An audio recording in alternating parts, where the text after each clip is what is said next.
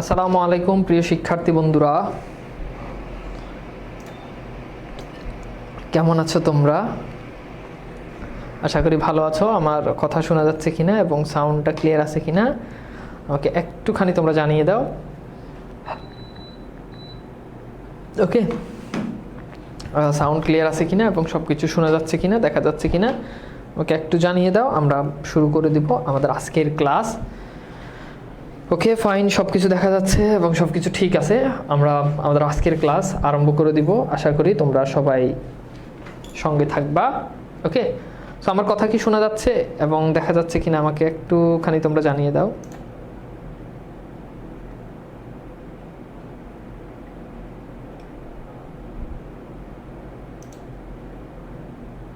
ঠিক আছে, ওকে, all clear, very good.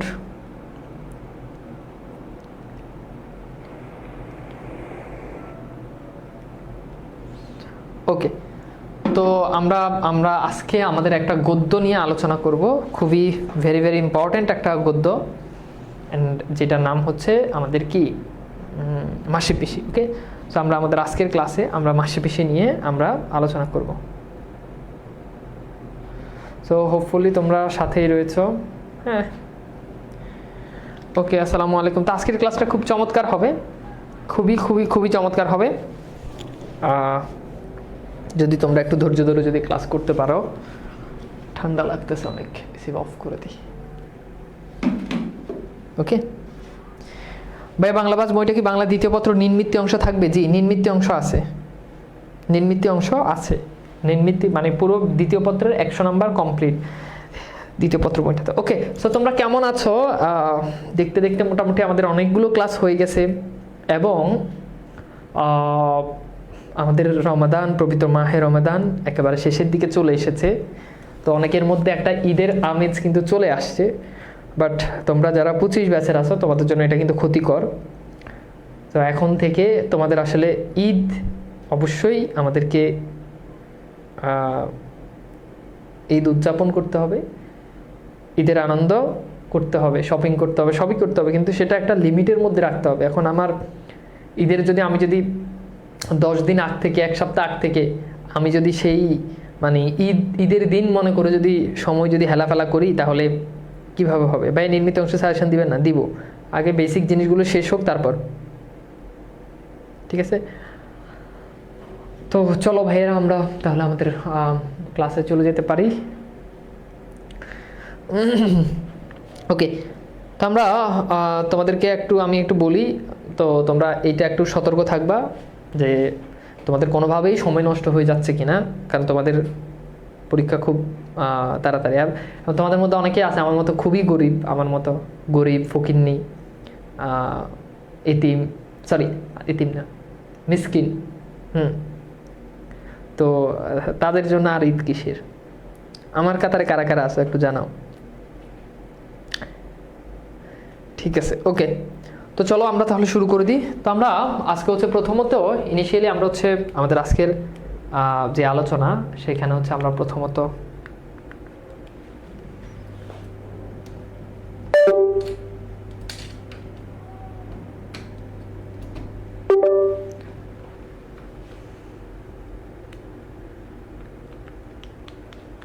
কাজ করতেছে না।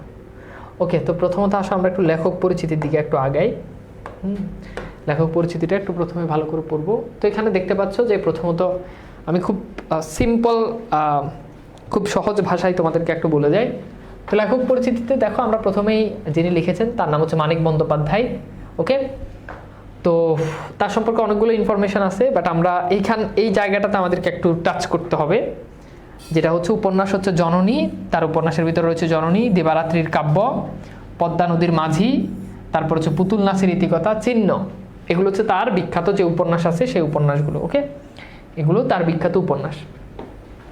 আর তার গল্প আছে, গল্পগুলোর ভিতরে রয়েছে কি প্রাগৈতিহাসিক, সরীসৃপ, এরপর রয়েছে সমুদ্রের স্বাদ, তারপর হচ্ছে কুষ্ঠরোগীর বউ, তারপর হচ্ছে টিকটিকি, তারপর হচ্ছে হলুদ পোড়া, আজকাল পরশুর গল্প, হারানো নাচ জামাই, ছোট বকুলপুরের যাত্রী। এইগুলো তোমরা একটু মনে রাখবা, আমি জাস্ট তোমাদেরকে দেখাই দিচ্ছি, যখন স্লাইডটা পেয়ে যাবো তখন এগুলো ভালো করে পড়ে নিবে।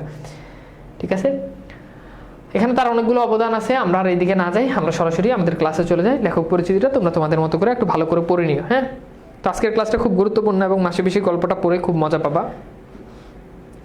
তো চলো আমরা একটু দেখি। প্রথমত উৎস পরিচিতি। তো এটা পূর্বাশা পত্রিকায় সর্বপ্রথম প্রকাশিত হয়। কোন পত্রিকা? এখান থেকে পরীক্ষা প্রশ্ন আসে, পূর্বাশা পত্রিকা। এবং 1352 বঙ্গাব্দের চৈত্র সংখ্যায়, এই যে কোন সংখ্যায়, অর্থাৎ চৈত্র মাসে পূর্বাশা পত্রিকার যে সংখ্যা বের হয়েছে সেখানে এটা প্রকাশিত হয়। এবং পরবর্তীতে এটা পরিস্থিতি নামক গল্পগ্রন্থ থেকে কি করা হয়, পরিস্থিতি নামক গল্পগ্রন্থের অন্তর্ভুক্ত করা হয়। বর্তমানে এটার পাঠ গ্রহণ করা হয়েছে। হ্যাঁ, ঐতিহ্য প্রকাশিত মানিক রচনাবলীর 5ম খণ্ড থেকে। তো এখান থেকে এই জিনিসটা পরীক্ষাতে প্রশ্ন আসে, যেটি সর্বপ্রথম কোন পত্রিকায় প্রকাশিত হয়? উত্তর হচ্ছে পূর্বাশা পত্রিকা। হ্যাঁ, এটা একটু মনে রাখতে হবে, এখান থেকে আমাদের এমসিকিউ আসবে। ঠিক আছে? আচ্ছা, লেখকটা কি? লেখক হচ্ছে মানিক বন্দ্যোপাধ্যায়। হ্যাঁ ভাইয়া কেমন আছেন? ভালো আছি। আচ্ছা, তো চলো আমরা এখান থেকে আমাদের মূল গল্পটা শুরু করি। গল্প শুরু করার আগে তোমাদেরকে একটু সংক্ষেপে বলে দিই। তো আমরা একটু সামারি করে নিই আমাদের যে মূল গল্পের যে বিষয়বস্তু, সেখানে একটু দেখি। মাসি মানে কে? মাসি মানে খালা, তাই না? মায়ের বোন মাসি, বাপের বোন পিসি। ঠিক আছে? মায়ের বোন মাসি, বাপের বোন পিসি। তো পিসি মানে কে? পিসি মানে হচ্ছে ফুফু। তো ঘটনা দেখা যায়, আল্লাদি নামক একটা নারী আছে, এই আল্লাদি। তো এই আল্লাদিকে দেখতে শুনতে অনেক সুন্দর ছিল, তাকে বিয়ে দেওয়া হয় যার সাথে, তার নাম হচ্ছে যোগু। তো যোগু সবসময় বোতলে আসক্ত ছিল। সে কিসে আসক্ত বলতো? বোতলে আসক্ত। বোতল। যোগু সর্বদা কিসে আসক্ত? বোতলে আসক্ত।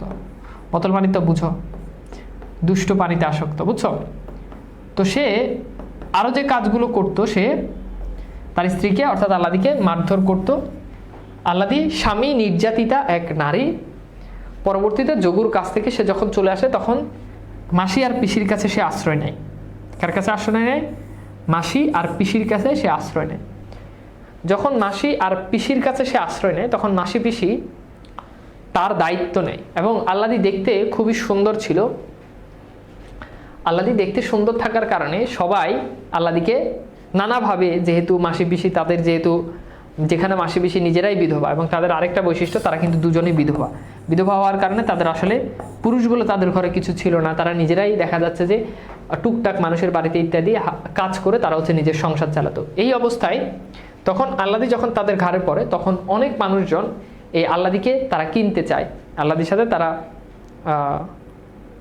সাথে তারা হচ্ছে বিভিন্ন রকম, বুঝছো, অনৈতিক কাজে কি হতে চায়, লিপ্ত হতে চায়। এর ভিতরে একটা ক্যারেক্টার আছে, তার নাম হচ্ছে গোকুল। গোকুল সে ছিল লাভার বয়। কি বয়? মাসি পিসি গল্পের লাভার বয়। সে এতটাই লাভার বয় ছিল যে সে আল্লাদিকে যখন সে পাবে না, তখন আল্লাদি মাসি পিসির কাছে সে টাকা দিয়ে আল্লাদিকে কিনতে চায়, কিন্তু মাসি পিসি তো এই কাজ করবে না। তখন গোকুল গল্পের শেষে দেখা যায় সে কানাই চৌকিদারকে পাঠিয়ে সে অন্যান্য দলবল আরো কয়েকজন লোক পাঠায় আল্লাদিকে তুলে নেওয়ার জন্য। তো এইভাবে পরবর্তীতে এই মাসি পিসি যখন তুলে নিয়ে যেতে যায়, মাসি পিসি কাছে যখন আসে, তখন আল্লাদিকে তারা তুলে নিয়ে যেতে চায়। আল্লাদিকে তুলে নিয়ে যেতে বললে মাসি পিসি তখন যে প্রতিরোধ করে, গ্রামের সবাইকে ডেকে নিয়ে আসে। হ্যাঁ, তাদের যে বুদ্ধিদীপ্ত যে প্রতিরোধ, সেটাই মূলত মাসি পিসি গল্পের মূল ক্লাইম্যাক্স। ওকে, সো আমরা গল্পটা পড়বো, গল্পটাতে আমরা ভালো করে বোঝার জন্য চেষ্টা করব। ঠিক আছে? তো রেডি? আমরা তাহলে আমাদের আলোচনাটা শুরু করি। আচ্ছা, এবার আসো আমরা একটু যাই। হ্যাঁ, এখানে যাই। তো এখানে দেখো যেগুলো হলুদ কালার ছোট ছোট করে দেওয়া আছে, ওগুলো হচ্ছে ব্যাখ্যা। আমি ব্যাখ্যাগুলো আর পড়া লাগবে না, ব্যাখ্যাগুলো এখানে আছে, তোমাদের পরবর্তীতে তোমাদের পড়তে যাদের সুবিধা হয়, এই জন্য বেসিক্যালি এখানে এটা দেওয়া। তো এখন আমরা যে কাজটা করব সেটা হচ্ছে আমরা লাইন বাই লাইন পড়বো এবং ব্যাখ্যাগুলো আমি মুখে বলে দিব। তো গল্পটা মোটামুটি শুরু হয়েছে। শেষ বেলায় খালে এখন পুরো ভাটা, অর্থাৎ খালে একেবারে ভাটা পড়ে গেছে। খালে এখন আর পানি নাই, পানি একেবারে নেমে গেছে। জল নেমে গিয়ে কাদা আর ভাঙা ইট পাটকেল ওজনে ভারী আবর্জনা বেরিয়ে পড়েছে। অর্থাৎ যখন দেখবা খাল থেকে যখন পানি যখন নেমে যায়, তখন ওই যে মাটির মধ্যে থেকে যে আবর্জনা, এগুলো কি হয়েছে, বের হয়ে গেছে। সেই ঘটনার বর্ণনা দিচ্ছে। কংক্রিটের পোলের কাছে খালের ধারে লাগানো শালতি। শালতি মানে কি? এটা পরীক্ষা প্রশ্ন আসে। শালতি মানে হচ্ছে এক ধরনের নৌকা, এটা হচ্ছে শালকাঠ বা তাল কাঠের তৈরি, শালকাঠ বা তাল কাঠের তৈরি নৌকা। তো কংক্রিটের একটা পোল ছিল, সেই কংক্রিটের পোলের কাছে হ্যাঁ লাগানো একটা শালতি ছিল। শালতি মানে কি নৌকা। সেই নৌকা থেকে খড় তোলা হচ্ছে পারে। খড় মানে কি? খড় মানে হচ্ছে ওই যে দেখবা ধানের যে অবশিষ্ট যে চারা থাকে, ধান গাছ, যেটা ধান নিয়ে নেওয়ার পর ওইটা তো গরু খায়, তাই না? ঘাস টাইপের আর কি, ওই খড়গুলো তুলতেছে পারে, মানে নদী তীরে তুলতেছে। পাশাপাশি জোড়া লাগানো দুটো বড় শালতি, বোঝায় আটি বাটি, হ্যাঁ আটি বাঁধা খড় 3 জনের মাথায় চড়ে। দেখো 3 জন, ওই যে এখানে যে ঘটনার বর্ণনা দিচ্ছে এইভাবে 3 জন কি করতেছে, 1 2 3, এই 3 জন কি করতেছে, মাথায় চড়ে গিয়ে জমা করতেছে মস্ত বড় গাদায়। গাদায় বলতে বোঝানো হচ্ছে স্তূপ। তো এই 3 জন কি করতেছে, একটা বড় খড়ের স্তূপের মধ্যে দিয়ে এগুলো কি করতেছে, নিয়ে জমা করতেছে। ওকে, উঠানামার পথে ওরা খড় ফেলে দিয়েছে কাদায়, অর্থাৎ এই যে দূরত্বটুকু, এই দূরত্বটুকু অর্থাৎ উঠানামার পরে কাদার উপরে দেখবে যে অনেক সময় খড় দিয়ে দেয়। গ্রামে যারা আছো তারা ডেফিনেটলি এটা জানো। তাহলে কি হয়, ওই কাদা আর পিচ্ছিল না হয়। হ্যাঁ, তো এখন বলতেছে যে ওই যে 3 জন তারা হচ্ছে উঠানামার পথে, তারা হচ্ছে এই জায়গাটার মধ্যে তারা খড় দিয়ে দেয়, ঠিক আছে। শালতি থেকে ওদের মাথায় খড় তুলে দিচ্ছে 2 জন, অর্থাৎ এই যে তারা 3 জন তো বই নিয়ে যাচ্ছে, এখানে এই যে নৌকা আছে, এই নৌকা থেকে আবার 2 জন কি করতেছে, 2 জন তাদের মাথায় খড় তুলে দিচ্ছে। ওকে, তো এই 2 জনকে, একজন হচ্ছে রহমান মানে বুড়ো রহমান, আরেকজন হচ্ছে কৈলেশ। একজনের বয়স হয়েছে আধ পাকা চুল, রোগা শরীর, অন্যজন মাঝ বয়সী, বেটে জোয়ান, মাথায় ঠাসা কদম ছাটা, অর্থাৎ একেবারে মাথায় চুল নাই এই ধরনের। তাহলে খেয়াল করে দেখো, আমি যদি বলি যে খড় কাটার সাথে সম্পর্কিত লোক কতজন, বলো তো? খড় কাটার সাথে সম্পর্কিত লোক কতজন বলো? মানে খড় দেওয়া নেওয়ার সাথে সম্পর্কিত লোক কতজন? তাহলে দেখো 2 জন খড় তুলে দিচ্ছে, 3 জন নিয়ে যাচ্ছে, তার মানে মোট কয়জন? 5 জন। ওকে, তো এখানে প্রথমে এটার ঘটনার বর্ণনা দেয় যে খড় হচ্ছে তুলে দেওয়া হচ্ছে, সেই ঘটনার বর্ণনা দেয়। ওকে, এরপর দেখি পোলের তলা দিয়ে ভাটার টান ঠেলে এগিয়ে এলো সরু লম্বা আরেকটা শালতি, 2 হাত চওড়া হয়নি, 2 মাথা দাঁড়িয়ে 2 জন পৌরা। পৌরা শব্দের অর্থ হচ্ছে বিধবা। 2 জন পৌরা বিধবা লগি মানে বুঝো, লগি মানে হচ্ছে যেটা দিয়ে নৌকা বায়। লগি ঠেলছে, ময়লা মোটা থানের আঁচল 2 জনের কোমরে বাঁধা। এই 2 জন হচ্ছে মাসি পিসি, অর্থাৎ তারা 2 জন একটা নৌকা ঠেলে আসতেছে, একটা নৌকা বা একটা শালতি বা একটা নৌকা ঠেলে আসতেছে। এবং তাদের পরনে যেটা ছিল সেটা হচ্ছে কি, থান মানে হচ্ছে কাপড়, একটা মোটা মানে ময়লা কাপড় ছিল। মাঝখানে গুটিসুটি হয়ে বসে আছে অল্প বয়সী এক বউ, অর্থাৎ এই যে এইভাবে যে নৌকা আছে, নৌকার এক পাশে মাসি, আরেক পাশে পিসি, আর মাঝখানে যে আসে সে হচ্ছে আল্লাদি। এই আল্লাদিকে বলছে সে হচ্ছে কি, যে নৌকার মাঝখানে বসে আছে, গায়ে জামা আছে, নকশা পাড়ের সস্তা সাদা শাড়ি। অর্থাৎ যখন ঘটনার বর্ণনা দিচ্ছে তখন আল্লাদির পরনে ছিল একটা সস্তা একটা সাদা শাড়ি। আটশাট থমথমে গরণ, অর্থাৎ চেহারাটা একটু থমথমে, গোলগাল মুখ, অর্থাৎ এই যে দেখো আল্লাদির মুখ কি ছিল, গোলগাল ছিল। আমি কিন্তু আগেই বলেছি আল্লাদি কিন্তু দেখতে শুনতে অনেক সুন্দর ছিল। হ্যাঁ, ঠিক আছে, আল্লাদি কিন্তু কি ছিল, দেখতে শুনতে অনেক সুন্দর ছিল। এই জন্য বলা হচ্ছে গোল, তার কেমন মুখ, তার হচ্ছে গোলগাল। তো যাদের একটু মুখ গোলগাল হয় আমার মতো, তাদেরকে একটু নাদুস লাগে না, একটু গুলুমুলু লাগে। তো আমাদের আল্লাদি ছিল এরকম, বুঝছো, দেখতে খুবই সুন্দর ছিল। কৈলেশ বাহকের মাথায় খড় চাপতে ব্যস্ত ছিল, অর্থাৎ কৈলেশ তখন যখন মাসি পিসি আসছে ওই কংক্রিটের পোলের কাছে, তখন কৈলেশ ওই যে যারা বাহক মানে হচ্ছে যারা বহন করে নিয়ে যাচ্ছে, অর্থাৎ যারা ওই যে 3 জন আমরা দেখলাম যে ওই খড়গুলো বহন করে নদীর পাড়ে নিয়ে তুলতেছে বা তীরে নিয়ে তুলতেছে, তখন ওই কৈলেশ ব্যস্ত ছিল। হ্যাঁ, তখন বল ছটপট শেষ আটিটা চাপিয়ে দিয়ে, অর্থাৎ শেষ যে আটি ওটা চাপিয়ে দিয়ে যখন ফিরলো, মাসি পিসির শালতি 2 হাতের মধ্যে এসে গেছে। ও মাসি, তখন ওই যে কৈলেশ বলছে, ও মাসি, ওগো পিসি, রাখো খবর এসে শুনে যাও। খবর মানে কি, খবর। তখন আল্লাদি ওই কৈলেশ তাড়াতাড়ি মাসি পিসিকে বলছে, শুনো খবর আছে। কি খবর? সামনের দিকে লগি পুঁতে। এই লগি পুঁতে মানে হচ্ছে দেখবা ওই যে লগি যেটা আছে, লগিটাকে এরকম সামনের দিকে, যারা নৌকা বাইছো তারা জানো, নৌকা যারা বাইছো এরকম পিছনের দিকে দিলে নৌকাটা সামনের দিকে যায়, আর যদি এভাবে সামনের দিকে দেয় তাহলে নৌকাটা থেমে যায়। তো এই মাসি পিসি কি করে, সামনের দিকে লগি পুঁতে শালতির গতি ঠেকায়, মানে শালতিটাকে বা নৌকাটাকে থামায়। আল্লাদি শীতের সিঁদুর পর্যন্ত ঘোমটা টেনে দেয়। আল্লাদি একদম এই যে সিঁদুর পর্যন্ত এভাবে কি করে, ঘোমটা টেনে দেয়। কেন ঘোমটা টেনে দেয়? কারণ ওই যে কৈলেশ পরপুরুষ ছিল, তো তখন হিন্দু হোক মুসলমান হোক যাই হোক, পরপুরুষ দেখলেই ঘোমটাটা এভাবে কি করতো, টেনে দিত, এভাবে টেনে দিত। এটা তখন ঐতিহ্য ছিল। তখন ওই নারীবাদী চিন্তাধারা ছিল না, এখন তো নারীবাদী চিন্তাধারা। এখনকার চিন্তাধারা হচ্ছে যে পরপুরুষ দেখলে আগে এই মাথা কি করতো, এই শীতের সিঁদুর পর্যন্ত এভাবে ঘুমটা টেনে দিত, কাপড় টেনে দিত। আর এখনকার মেয়েরা পরপুরুষ দেখলে উল্টা আরো সব খুলে দেয়। এটা হচ্ছে তাদের স্বাধীনতা। তারা যত খুলবে এটাই হচ্ছে তাদের স্বাধীনতা। খুলতে খুলতে এখন আর পরনে জামা কাপড়ই পাওয়া যায় না, কথা বুঝো নাই?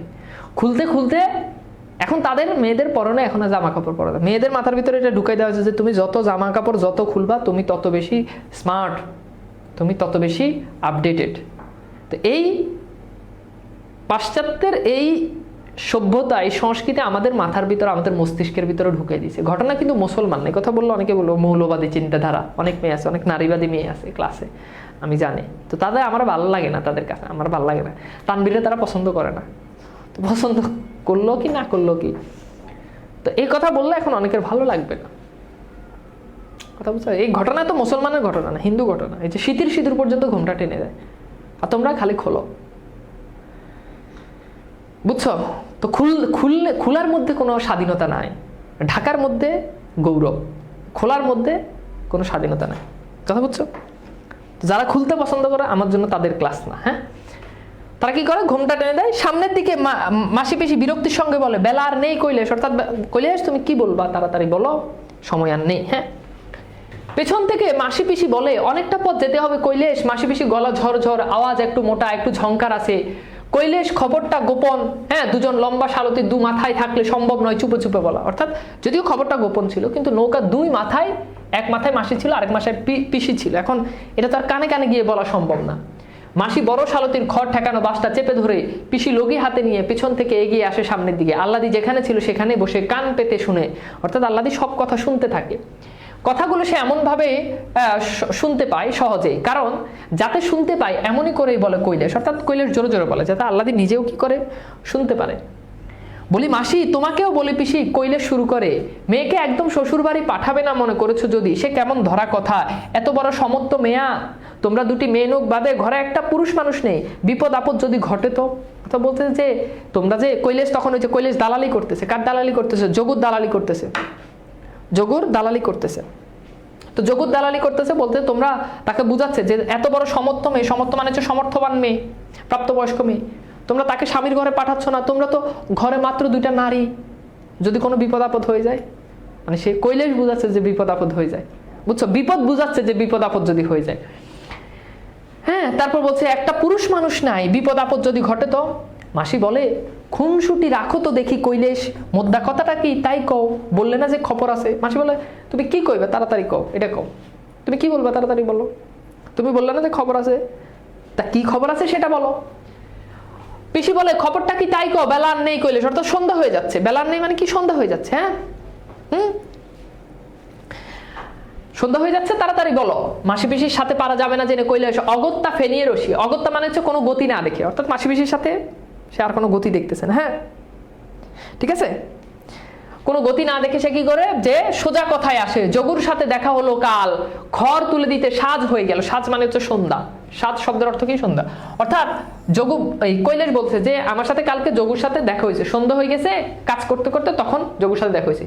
তার দোকান একটু মানে চা খেতে, চায়ের দোকান আর কি, মানে বলতে যে চায়ের দোকানে আমার সাথে যোগুর সাথে দেখা হয়েছে, তখন যোগুর সাথে দেখা। মাসি বলে চায়ের দোকান না কিসের দোকান তা বুঝছি কৈলেশ, তার কথাটা কি তাই কো। পিসি বলে সেটা ছাড়া তাকে আর ওকে কোথায় দেখবে, অর্থাৎ চায়ের দোকানে ছাড়া। এটা পিসি একটু পিন্স মেরে বলছে যে যোগু তো আকাইম্যা, ওকে চায়ের দোকানে ছাড়া আর কোথায় দেখবে। ছেলেরা আছে না, কিছু কিছু ছেলে আছে যে চায়ের দোকানে, সারাদিন চায়ের দোকানে। এরা হচ্ছে দুনিয়ার সবচেয়ে অথর্ব মানুষ। মানে দেখবা যার কোনো কাম নাই, তুমি যদি দেখবা যে ওই গ্রামে যদি কেউ যদি যাও, দেখবা চায়ের দোকানে সারাদিন কি আকাম করছে, কি কাম করছে, ডাজন্ট ম্যাটার। সন্ধ্যা হয়েছে মাগরিবের পরে গিয়ে চায়ের দোকানে গিয়ে বসবে। এক একজন রাডার, মনে করো নাসা থেকে শুরু করে বাংলাদেশের একদম টেকনাফ থেকে তেতুলিয়া, তুমি তার কাছে যেই নিউজ চাইবে সেই নিউজ পাবে। একদম পাশের বাসার কার বিয়ে হয়েছে, কার বাচ্চা কাচ্চা হয়েছে, সব নিউজ তার কাছে আসবে। তো এখানে মূলত পিসি ওই কথাই বলে যে এই তো আকাম্যা মানুষ, এটারে তুমি চায়ের দোকান ছাড়া তো আর কই পাবে। হাতে দুইটা পয়সা এলে তোমরা স্বভাব বিগড়ে যায় কৈলেশ, বিগড়ে মানে কি, পরিবর্তন হয়ে যায়। অর্থাৎ বলতেছে যে পুরুষ মানুষ, হাতে যখন কিছু পয়সা আসে তখন তোমাদের স্বভাব পাল্টে যায়। তা কি বললো যোগু, অর্থাৎ ঠিক আছে দেখা হইলো বুঝলাম, তা কি বলছে যোগু, কি বলছে বলো আমাকে। কৈলেশ ফাপরে পড়ে, এই ফাপর মানে কি, বিপদে। কৈলেশ ফাপরে পড়ে আর চোখে চায় আল্লাদির দিকে, হঠাৎ বেমক্ক জোরের সঙ্গে প্রতিবাদ করে তা নয়, বলের কাছেই চায়ের দোকান। তখন ওই কৈলেশ বলে না, তোমরা আসলে যেটা ভাবতেছো এরকম না, পোলের কাছেই চায়ের দোকান, আমি যেহেতু পোলের সাথেই খড় উঠাই দিই, মাসি পিসি জিজ্ঞেস করুক না গিয়ে সেখানে, অর্থাৎ তোমরা গিয়ে জিজ্ঞেস করো যে পোলের কাছে চায়ের দোকান আছে কিনা, এবং সেই চায়ের দোকানে যোগুর সাথে আমার সাথে দেখা হয়েছে কিনা। তারপর জোর হারিয়ে বলো ওসব একরকম ছেড়ে দিয়েছে যোগু। ওসব মানে কি? ওই যে বোতল বলছি না, ওসব ওসব মানে কি? ওসব মানে হচ্ছে বোতল। ওই যে মানে সে এখন আর দুষ্ট পানি খায় না, সে এখন আর দুষ্ট পানি খায় না। দাঁড়া, আমার বাপে কল করছে। হ্যাঁ, ওই কাটা গেছে রে। আচ্ছা শুনো, আমি ক্লাসে ঢুকলে আমার বাপে আমার কল দেয়।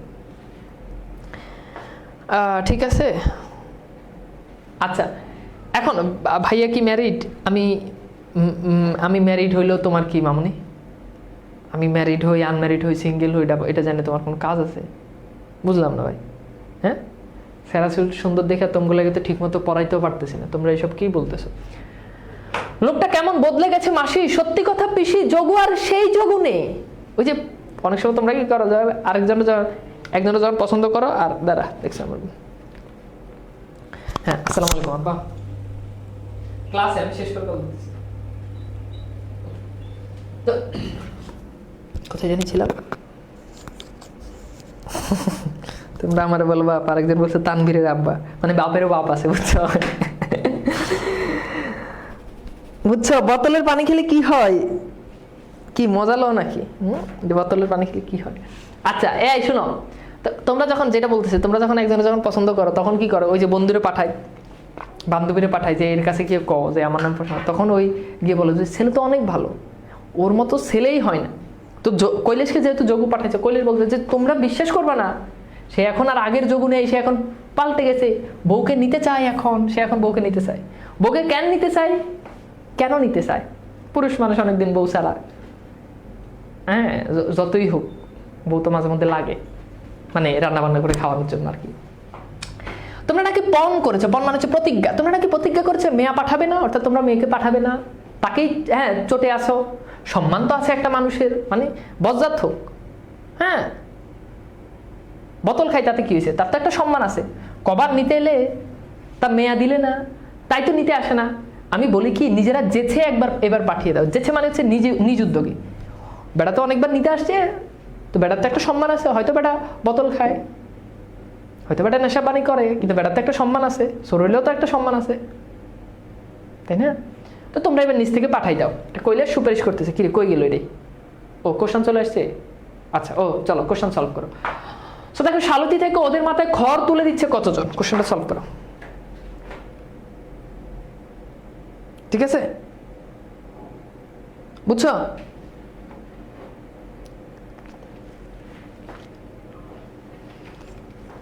এই বুঝতে পারছো? শালজি থেকে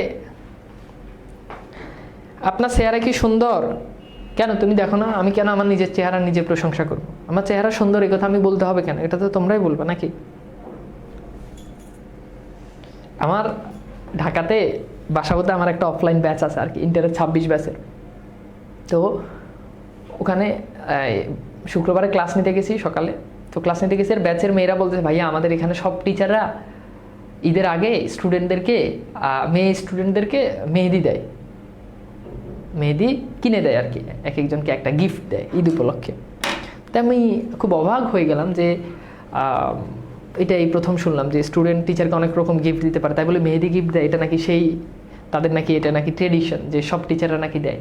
তো তারা বায়না ধরছে যে আমিও তাদেরকে মেহেদি দিতে হবে। তো ভাবলাম ঠিক আছে, মেহেদি দেওয়া যাইতেই পারে, যেহেতু বলতেছে সবাই দেয়, আমি না দিলে আবার বলবো যে আমি কিপটা, তাই না? তো দিতেই পারে। তো যাই হোক, ঘটনা ওখানেই শেষ না। আমি বললাম আচ্ছা ঠিক আছে, আগামীকাল যেহেতু তোমাদের ক্লাস আছে, আগামীকাল দেখি দেওয়া যায় কিনা। তো পরে ক্লাস করে, মানে ক্লাস শেষ করে না করে আস্তে আস্তে বাসায় আসা হোয়াটসঅ্যাপে দেখি যে এক মেয়ে আমার মেসেজ দিছে যে ভাইয়া আপনি আপনার টাকা দিয়ে আমাকে মেহেদি দেওয়া লাগবে না। তাই আমি বললাম আচ্ছা ঠিক আছে। তো কেন? পরে বলছে ভাইয়া মেহেদি আমি নিয়ে আসবো, আমি নিজে কিনে বাসা থেকে মেহেদি নিয়ে আসবো, আপনি আমাকে মেহেদি লাগাই দিয়ে। তো ওর কথা শুনে আমি মনটা চাইছে যে আমি মানে মাটি ফাঁক করে আমি ভিতরে ঢুকে যাই। মানে আবদার করতে করতে কোন জায়গায় গেছে। একে তো মেহেদি, এখন কই আবার না মেহেদি লাগাই দিতে হবে। তো এগুলো কি কোনো ইতিহাসে আছে? কাদের পড়ায়, কাকে পড়ায়, একটা জেনারেশন কোন জায়গায় গেছে তুমি চিন্তা করতে পারো? অথচ শিক্ষক বাপের সমান। একটু মাঝে মধ্যে তোমাদের সাথে একটু মজা মস্কারি করি, একটু চাই একটু ভালো করে তোমাদেরকে পড়াই, তোমরা যাতে বোরিং ফিল না করো। তার মানে এই না যে তুমি মেহেদি লাগানোর আবদার আমার কাছে করতে পারো। আচ্ছা, তো এটার উত্তর কি হবে? দেখো, এটার উত্তর হচ্ছে মানে খেয়াল করো, এটার উত্তর কি হবে বলতে পারবা? এই যে কোশ্চেন আনসার না করে সবাই সবার মতো করে মজা মাস্তি করতেছে কমেন্টে, বাবা এটা কি কোনো কথা? এটা কি হবে বলো তো? 2 জন। হ্যাঁ, তোর কি হবে? 2 জন।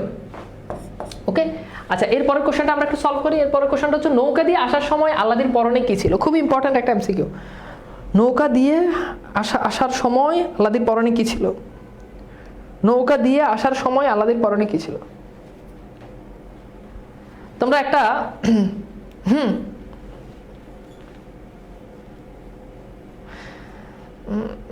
আমাদেরকেও একটা নতুন নিয়ম বের করতে হবে, পুরুষ নির্যাতন, বুঝছো? তোমরা একটা একটা একটা প্রবাদ শুনছো, বাংলা সাহিত্যে একটা প্রবাদ আছে, আপনা মাংসে হরিণা বৈরি, হরিণা বৈরি, বুঝছো? মানে এই লাইনটার অর্থ হচ্ছে যে হরিণ তার নিজের মাংসের কারণে সে মানুষের কাছে বৈরি, মানে শত্রু। তো হরিণের মাংস খুবই সুস্বাদু, এই জন্য হরিণ এই সুস্বাদু মাংস সবাই খেতে চায়, এই জন্য সবাই হরিণকে শিকার করতে চায়। তাহলে হরিণের শত্রু হচ্ছে তার নিজের মাংস। হরিণের শত্রু কি? তার নিজের মাংস। এখন তোমরাই বলো, আমার শত্রু কি?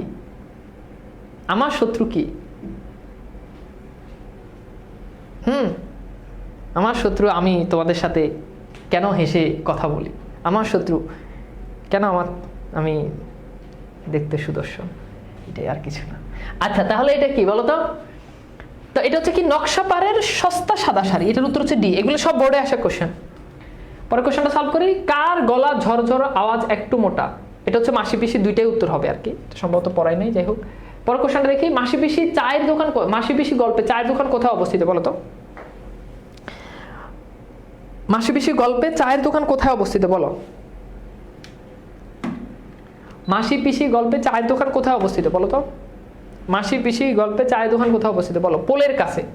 উত্তর কি হবে? উত্তর হচ্ছে পোলের কাছে। Very good. আচ্ছা, এরপর দেখি, মাসি বলে পেট শুকিয়ে, যখন বলতে যে মেয়েকে তোমরা নিজ উদ্যোগে পাঠিয়ে দাও, তখন মাসি কি বলতেছে? মাসি বলছে পেট শুকিয়ে লাথি জাটা খেতে, কলকে পোড়া ছেঁকা খেতে, অর্থাৎ তাকে বিভিন্ন ধরনের নির্যাতন করা হতো, কলকের ছেঁকা দেওয়া হতো। হ্যাঁ, তো তাকে যে ধরনের নির্যাতন করা হতো সেগুলোর কথা বলতেছে। যে খুঁটির সাথে দড়ি বাঁধা করে রাখতে, অর্থাৎ খুঁটির সাথে দিনভর রাতভর দড়ি দিয়ে বেঁধে রাখতে।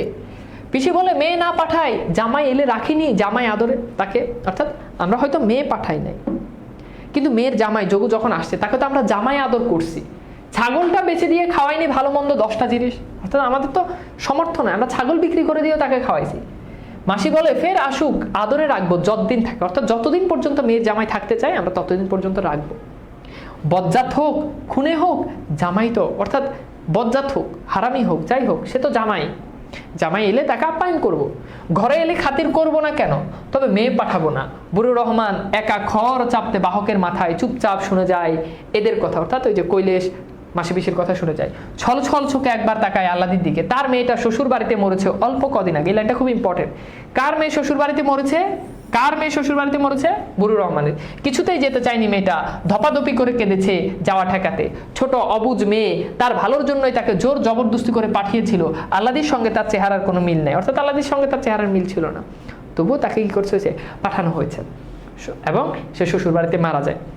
কেন মারা যায়? তৎকালীন সময়ে নারী নির্যাতনটা খুব প্রকোপ ছিল। তখন এখনকার ছেলেরা মানে তখনকার যেই ছিল, যেমন এই যে আমরা মাসি পিসি গল্পে দেখলাম যে যোগু আল্লাদিকে নির্যাতন করতো, এখানে দেখলাম বুড়ো রহমানের মেয়েকে তার শ্বশুর বাড়িতে নির্যাতন করতো। এরকম অনেকগুলো ঘটনা আমরা এই গল্পে পাই, বেশ কয়েকটা ঘটনা।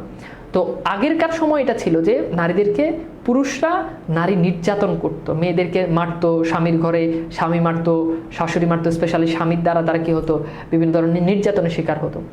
তো এখন আবার মানে সিস্টেম ঘুরে গেছে, তো এখন মেয়েরা ছেলেদেরকে নির্যাতন করে।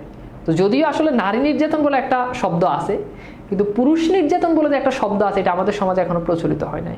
প্রতিনিয়ত হাজার হাজার লক্ষ লক্ষ পুরুষ জামাইয়ের দ্বারা বউয়ের দ্বারা নির্যাতনের শিকার, কিন্তু মুখ ফুটে পুরুষরা সেটা বলতেও পারে না, বুঝছো? আচ্ছা, তো এরপর দেখো, তো বলছে আল্লাদির সাথে তার চেহারার কোনো মিল নেই, বয়সে সে ছিল অনেক ছোট, চেহারায় ছিল অনেক বেশি রোগা, অর্থাৎ ওই বুড়ো রহমানের মেয়ের কথা বলতে। তবু আল্লাদির ফ্যাকাশে মুখে তারই মুখের ছাপ দেখতে পায় রহমান, খড়ের আটি তুলে দেবে আর ফাঁকে ফাঁকে যখনই সে তাকায় আল্লাদির দিকে, অর্থাৎ আল্লাদির সাথে তার চেহারা তেমন কোনো মিল ছিল না, তবুও বুড়ো রহমান মনে হচ্ছে তাকে দেখে ওই তার মেয়ের কথাই তার স্মরণ হচ্ছে। কৈলেশ বলে, তবে আসল কথা বলি। কৈলেশ এতক্ষণ ধরে আসল কথা বলে নাই, কৈলেশ এতক্ষণ ধরে কি আসল কথা বলে নাই। যোগু মুখে বলল, এবার সে মামলা করবে বউ নেবার জন্য, তার বিয়ে করা বউকে তোমরা আটকে রেখেছ বদ মতলবে, মামলা করলে বিপদে পড়বে। এবার কৈলেশ বলতে যে এবার আসল কথা বলি, তোমরা যদি মেয়ে যদি না পাঠাও তো কোনো সমস্যা নাই, যোগু কি করবে, মামলা করবে, তার বউকে তোমরা খারাপ মতলবে আটকে রেখেছো এই জন্য তোমরা বিপদে পড়ে যাবে। স্বামী নিতে চাইলে বউকে আটকে রাখার আইন নেই, জামাই যদি নিতে চাই তুমি বউরে ধরে রাখতে পারবে না, জেল হয়ে যাবে তোমাদের। এই যে ভয় দেখাচ্ছে মাসি পিসিকে। আর যেমন বুঝলাম যোগু হ্যাঁ মামলা করবে আজকালের মধ্যে, অর্থাৎ আজকালের মধ্যেই করে দিবে মামলা। মরবে তোমরা জানো মাসি, জানো পিসি, মারা পড়বে তোমরা একেবারে, অর্থাৎ তোমরা মরে যাবে যদি মামলা করে, তাহলে তোমাদের সব শেষ। আল্লাদি একটা শব্দ করে অস্ফুট ও আত্মনাথের মতো, অর্থাৎ আল্লাদি দীর্ঘ নিঃশ্বাস নেয় না, এরকম একটা কি অব্যক্ত একটা শব্দ করে ওঠে। মাসি পিসি মুখে চাওয়াচাওয়ি করে কয়েকবার, মনে হয় তাদের একই কথা উদয় হয়েছে, চোখে চোখে সেটা জানাজানি করে নিল একবার, অর্থাৎ তারা তখন একজনের দিকে আরেকজন তাকায়। হ্যাঁ, মাসি বলে জেলে না হয় গেলাম কৈলেশ, কিন্তু মেয়ে যদি স্বামীর কাছে যেতে না চায় খুন হবার ভয়, অর্থাৎ তখন বুঝতে পারতেছ মেয়েদেরকে খুন করে ফেলতো, মেয়েদেরকে খুন করে মানে সরি মেয়েদের কি বলতেছে মানে মেয়েদেরকে খুন করে ফেলা হইতো এরকম। তো মেয়ে আল্লাদি যেতে চায় না কেন, স্বামীর করে খুন হওয়ার ভয়, যে তাকে মেরেও ফেলতে পারে। বলে মাসি বড় শালতির খড় ঠেকানো বাসটা ছেড়ে দিয়ে লগি গুজে দেয় কাদায়, পিসি তরতর করে পেছনে লগি কাদায় গুজে হেলে পড়ে, শরীরের ভরে শুরু লম্বা শালতিটাকে এগিয়ে দেয় ভাটার টানের বিপক্ষে। বেলা একরকম নেই, ছায়া নেমেছে চারদিকে, মানে চারদিকে মোটামুটি কি হয়ে গেছে, সন্ধ্যা হয়ে গেছে। শকুনরা উড়ে এসেছে, বাসা বেঁধেছে পাতা শূন্য একটা গাছে, তখন ওই গাছে একটা গাছের মধ্যে শকুনরা এসব তাদের বাসাতে চলে আসছে। তো সন্ধ্যা হয়ে গেলে পাখিরা দেখো না গাছে চলে আসে, তাদের নিরে চলে আসে। একটা শকুন উড়ে গেল এই আশ্রয় ছেড়ে অল্প দূরে আরেকটা গাছের দিকে, ঢাল ছাড়তে ছেড়ে উঠতে আর ঢালে গিয়ে বসতে কি তার পাখা জাপটা নেই। মায়ের বোন মাসি আর বাপের বোন পিসি ছাড়া বাপের ঘরে কেউ নেই আল্লাদির, অর্থাৎ আল্লাদির আপন বলে আর কেউ নেই। দুর্ভিক্ষ কোনো রকম ঠেকেছিল তার বাপ, অর্থাৎ তখন প্রচন্ড পরিমাণে দুর্ভিক্ষ ছিল, মানুষ খাবার অভাবে মানুষ মারা যেত। তো এই দুর্ভিক্ষের সময়টা আল্লাদির বাপে কোনো রকম টেকেছিল। মহামারীর একটা রোগে কলেরায় সে তার বউ আর ছেলেটাকে শেষ হয়ে গেল, অর্থাৎ আল্লাদির বাপ কলেরায়, আল্লাদির মা কলেরায় মারা যায়, আল্লাদির ভাই, ছেলেটা বলতে বোঝানো হচ্ছে আল্লাদির ভাই কি কলেরায় মারা যায়। মাসি পিসি তার আশ্রয়ে মাথা গুজে অনেক দিন দূর ছাই সয়ে আর কুড়িয়ে পেতে খেয়ে নিরাশ্রয় বিধবার মতো থাকে, অর্থাৎ মাসি পিসি তখনও আল্লাদির বাপের ঘরেই ছিল, কোনো রকম তারা বেঁচে থাকতো।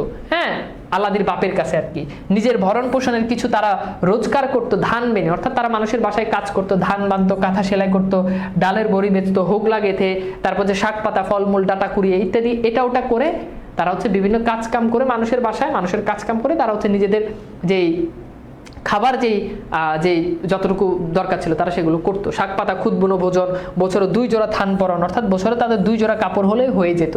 খরচ তো এই। তো চলো কোশ্চেন সলভ করি। কি বিক্রি করে মাসি পিসি যোগুকে ভালো মন্দ জিনিস খাওয়াইছে বলো তো?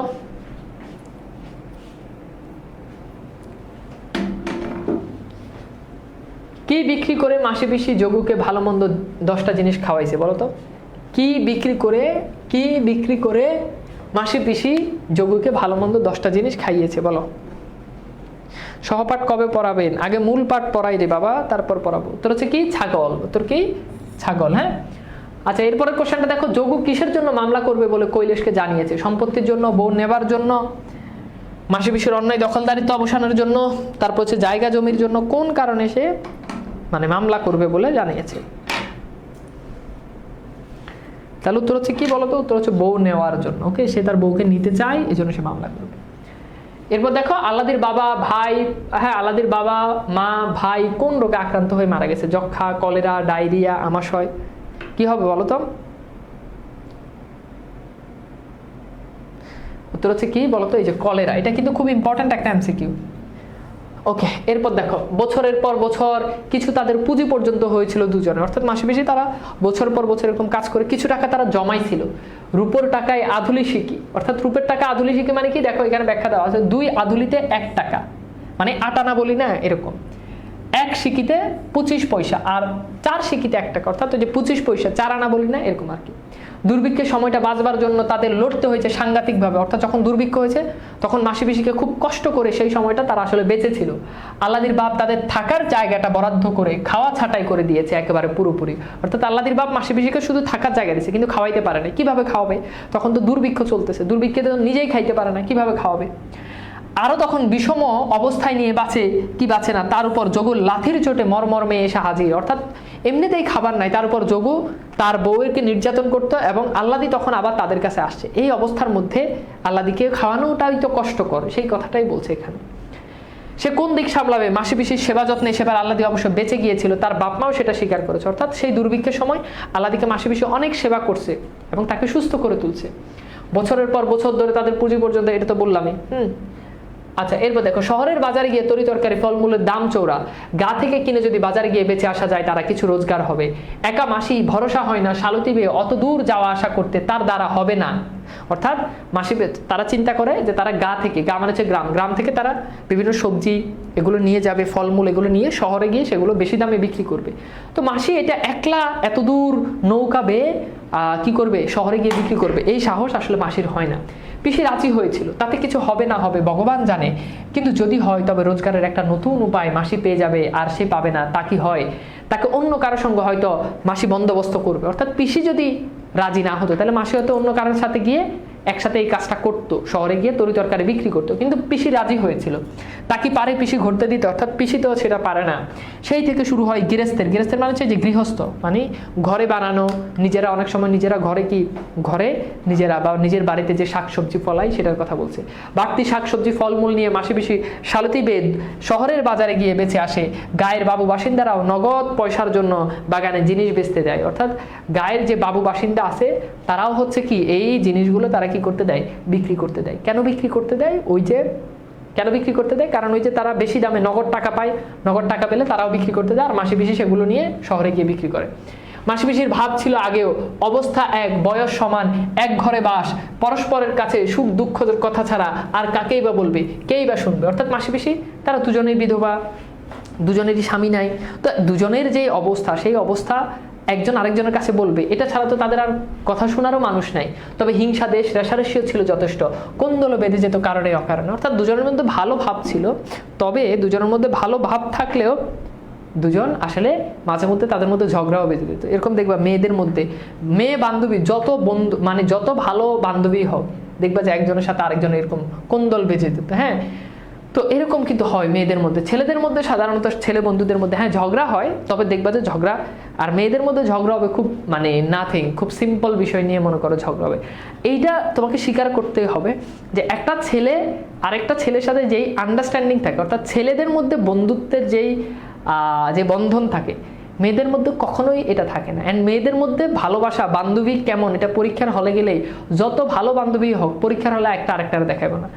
আর ছেলেদের মধ্যে মামা আমি যা লিখছি তুই তাই লেখ, খাতা পর্যন্ত দিয়ে দেয়। এটা শুধু ছেলেদের ক্ষেত্রেই সম্ভব, মেয়েদের ক্ষেত্রে এটা কখনোই সম্ভব না। মনের দিক থেকে মেয়েরা কেন জানে এই জায়গাগুলোতে ছোট, ছেলেরা এই জায়গাগুলোতে মনের দিক থেকে অনেক বড়, মনের দিক থেকে অনেক বড়। আমি একবার একটা পরীক্ষা দিতে গেছিলাম, তো সেই পরীক্ষার সময় আমাকে, তো আমি তো মানে পরীক্ষা দিতে গেছিলাম, তখন একটা সমাস আসছে, ওই সমাস যে গায়ে হলুদ কোন সমাস। তো গায়ে হলুদ কোন সমাস, ওইটা কোন সমাস? এটা বহুব্রী সমাস। ফাইন, তো গায়ে হলুদ বহুব্রী সমাস। তো আমার পেছনে একটা মেয়ে বসে, তো ওই মেয়ে আমাকে জিজ্ঞেস করে আচ্ছা গায়ে হলুদ কোন সমাস? তো আমি বললাম বহুব্রী সমাস। তো মেয়ে কতক্ষণ পর আমাকে আবার বলো, আচ্ছা তুমি কি শিওর এটা বহুব্রী সমাস? তো আমি ওর দিকে তাকাইলাম, তা আমি বললাম মা হতে পারে, তুমি দিতে পারো, আমি তো মোটামুটি শিওর বহুব্রী সমাসই হবে। তো ও কি করছে, ও দেখলাম যে আর বহুব্রী সমাস এটার আনসার করে নাই, ও আনসার করছে এটা তৎপুরুষ সমাস। তা আমি যখন পিছনে তাকাই দেখলাম, মানে পরীক্ষা যখন শেষ, তো দেখলাম যে তৎপুরুষ সমাস দাগাইলো। তো আমি বললাম তুমি 29 নম্বর কোশ্চেন, যে 29 নম্বর কোশ্চেনটা তুমি তৎপুরুষ সমাস দাগাইলে যে? বলছে না এটা বহুব্রী হবে না, আমার কাছে মনে হচ্ছে তুমি যেটা বলছো এটা ভুল বলছো। তো ওকে আমি আসলে কি বলবো বলো? আমি ওকে বললাম যে এটা বহুব্রী সমাস, ও উত্তর করলো। মানে ওর মনের ভিতরে কত হীনমন্যতা, কারণ ও চিন্তা করছে, আমি যেটা বুঝলাম যে ওর বান্ধবীরা জীবনেও কোনোদিন ওর সঠিক অ্যান্সার দেয় নাই। তো পরীক্ষার হলে এসে একটা ছেলেকেও বিশ্বাস করবে, অতটুকু বিশ্বাস আসলে ওর মনের মধ্যে নাই। তো এটা বাস্তবতা, এরকম হয়, এটা আসলে মেয়েরা অস্বীকার করতে পারবে না। পিসি এবারই মেয়ে, পিসি তো নিজের, তোমার ফুফু, তোমার নিজের বাড়ি, তোমার বাপের বাড়ি যেটা, তোমার ফুফুর বাড়ি তো সেটা। আর বাপের বাড়ি মাসি উড়ে এসে জুড়ে বসেছে। খালা, তোমার খালা কি তোমার বাড়িতে কোনো অধিকার রাখে? না, সে উড়ে এসে জুড়ে বসছে। তাই মাসির উপর পিসির একটা অবজ্ঞা ভাব ছিল। তাই পিসি সবসময় মাসিকে একটু একটু অবজ্ঞা করতো, একটু ছোট চোখে দেখতো। এই নিয়ে মাসি, পিসির অহংকার আর খোঁচাই সবচেয়ে অসহ্য লাগতো মাসির। এই যে আমার বাড়িতে থাকে, আমার বাপের বাড়িতে থাকে, এই জন্য পিসি একটু খোঁচা দিত আর একটু অহংকার করতো। এটা অসহ্য লাগে মাসির। ধীর শান্ত দুঃখী মানুষ মনে হতো এমনই, কিন্তু ঝগড়া বাঁধলে অবাক হয়ে যেতে হতো তাদের। সে কি রাগ, সে কি তেজ, সে কি ঘো, মনে হয় এই বুঝি কামড়ে দেয় একে অপরকে। অর্থাৎ মনে হচ্ছে একটা আরেকটাকে কি করবে, কামড়ে দিবে এরকম। তো মেয়েদের যেই বৈশিষ্ট্য সেটা এখানে আসলে ফুটে উঠেছে। এই বুঝি কামড়ে দেয়, এই বুঝি বটি দিয়ে কাটে, মনে হচ্ছে একটা আরেকটাকে বটি দিয়ে কেটে দিবে এরকম। শাকসবজি বেচে বাঁচবার চেষ্টায় একসঙ্গে কোমর বেঁধে নামা পড়া মাত্র সব বিরোধ পার্থক্য উড়ে গিয়ে দুজন হয়ে গেল এক মন এক প্রাণ। অর্থাৎ যখন মাসি পিসি তাদের মধ্যে আগেও ঝগড়া হতো, কিন্তু যখন দুজন কি করলো, একসাথে শহরে গিয়ে ওই তরি তরকারি বিক্রি করার জন্য যখন গেল, তখন হচ্ছে কি তারা যেটা করলো, তখন দুজনের মধ্যে ভাবটা আরো জমজমাট হয়ে গেল, এবং দুজনের মধ্যে যে পার্থক্য ছিল, যে বিরোধ ছিল, এটা কি হয়ে গেল, দূর হয়ে গেল। অনেক মেয়ে এই কথা বললে আমাকে আসলে অপছন্দ করে, কিন্তু যেটা বাস্তব, আমি তো ছেলেদের নিয়েও কথা বলি। এখন তোমরা মেয়েদের নিয়ে কথা বললে তোমরা মনে করো আমি খালি মেয়েদের নিয়ে কথা বলি। ব্যাপারটা এরকম না, এটা বাস্তব কথা। আমি কখনোই ইলিগাল কথা বলি না, কখনোই বলি না। আমি যেটা বলি এটা একদম মানে এখানে কোনো ঝামেলা নাই, এটাই বাস্তব কথা। তুমি হয়তো আমার কথার সাথে একমত হবা না, বাট আমি আসলে যেটা বলবো একটা সময় না একটা সময় গিয়ে তুমি এটা আমার কথার সাথে তুমি একমত হবা। আমি যেটা বলি ওইটাই ঠিক, এটাই আসলে বাস্তব কথা, বুঝছো? ঠিক আছে। আচ্ছা, এরপর খেয়াল করে দেখো, আমরা একটা কোশ্চেন সলভে যাই। এরপর বলছে মাসি পিসি শালতি পেয়ে কি বাজারে বিক্রি করতে চায় বলো তো?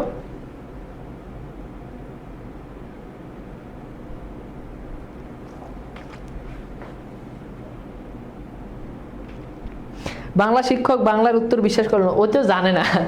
ও কি আমার জানে না? তো ও তো জানে না যে আমি কে, আর তখন আমার জানার কথাও না সেই আমলে, তাই না?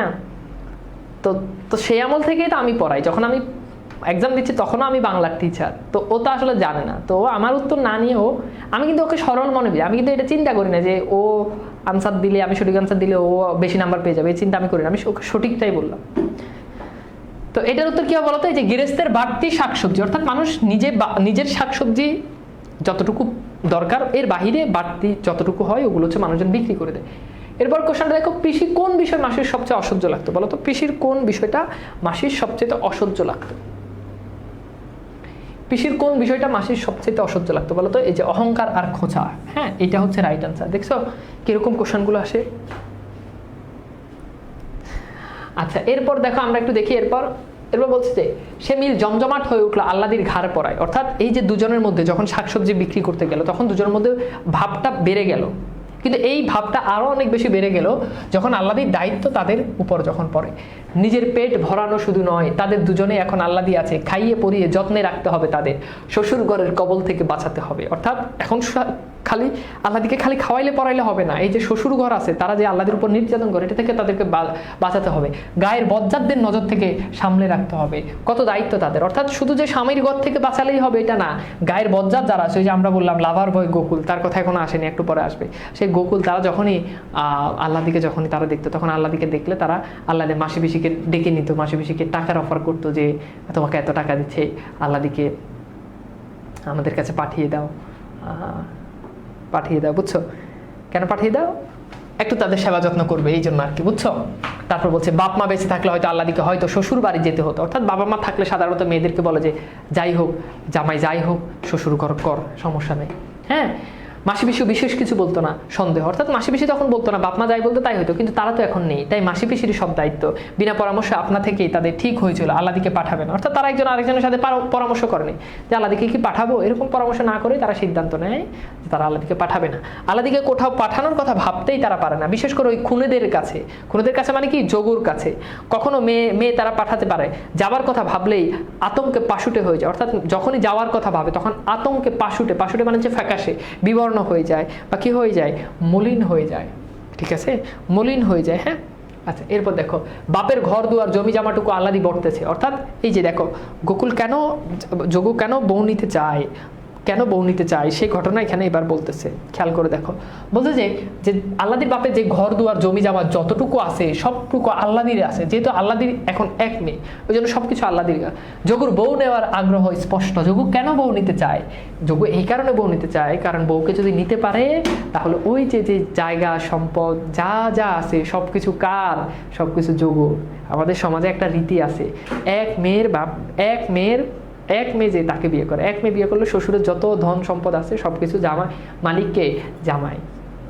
ঠিক আছে, এইটা চিন্তা করে অনেক ছেলেরা বিয়ে করে, এইটা চিন্তা করে যারা বিয়ে করে তাদের কপালে দুঃখ আছে। তারা না জমি জামা পায়, না সম্পদ পায়, না বউ পায়, তারা কোনো কিছুই পায় না। ঠিক আছে, সামান্যই ছিল তার বাপের। এমনিতেই এক মেয়ে যার এক মেয়ে যেগুলো, এগুলো একটু মানে তোমার একটু তাসেরা টাইপের হয়, যেগুলো এক মেয়ে বাপের এক মেয়ে, এগুলো একটু তাসেরা টাইপের হয়।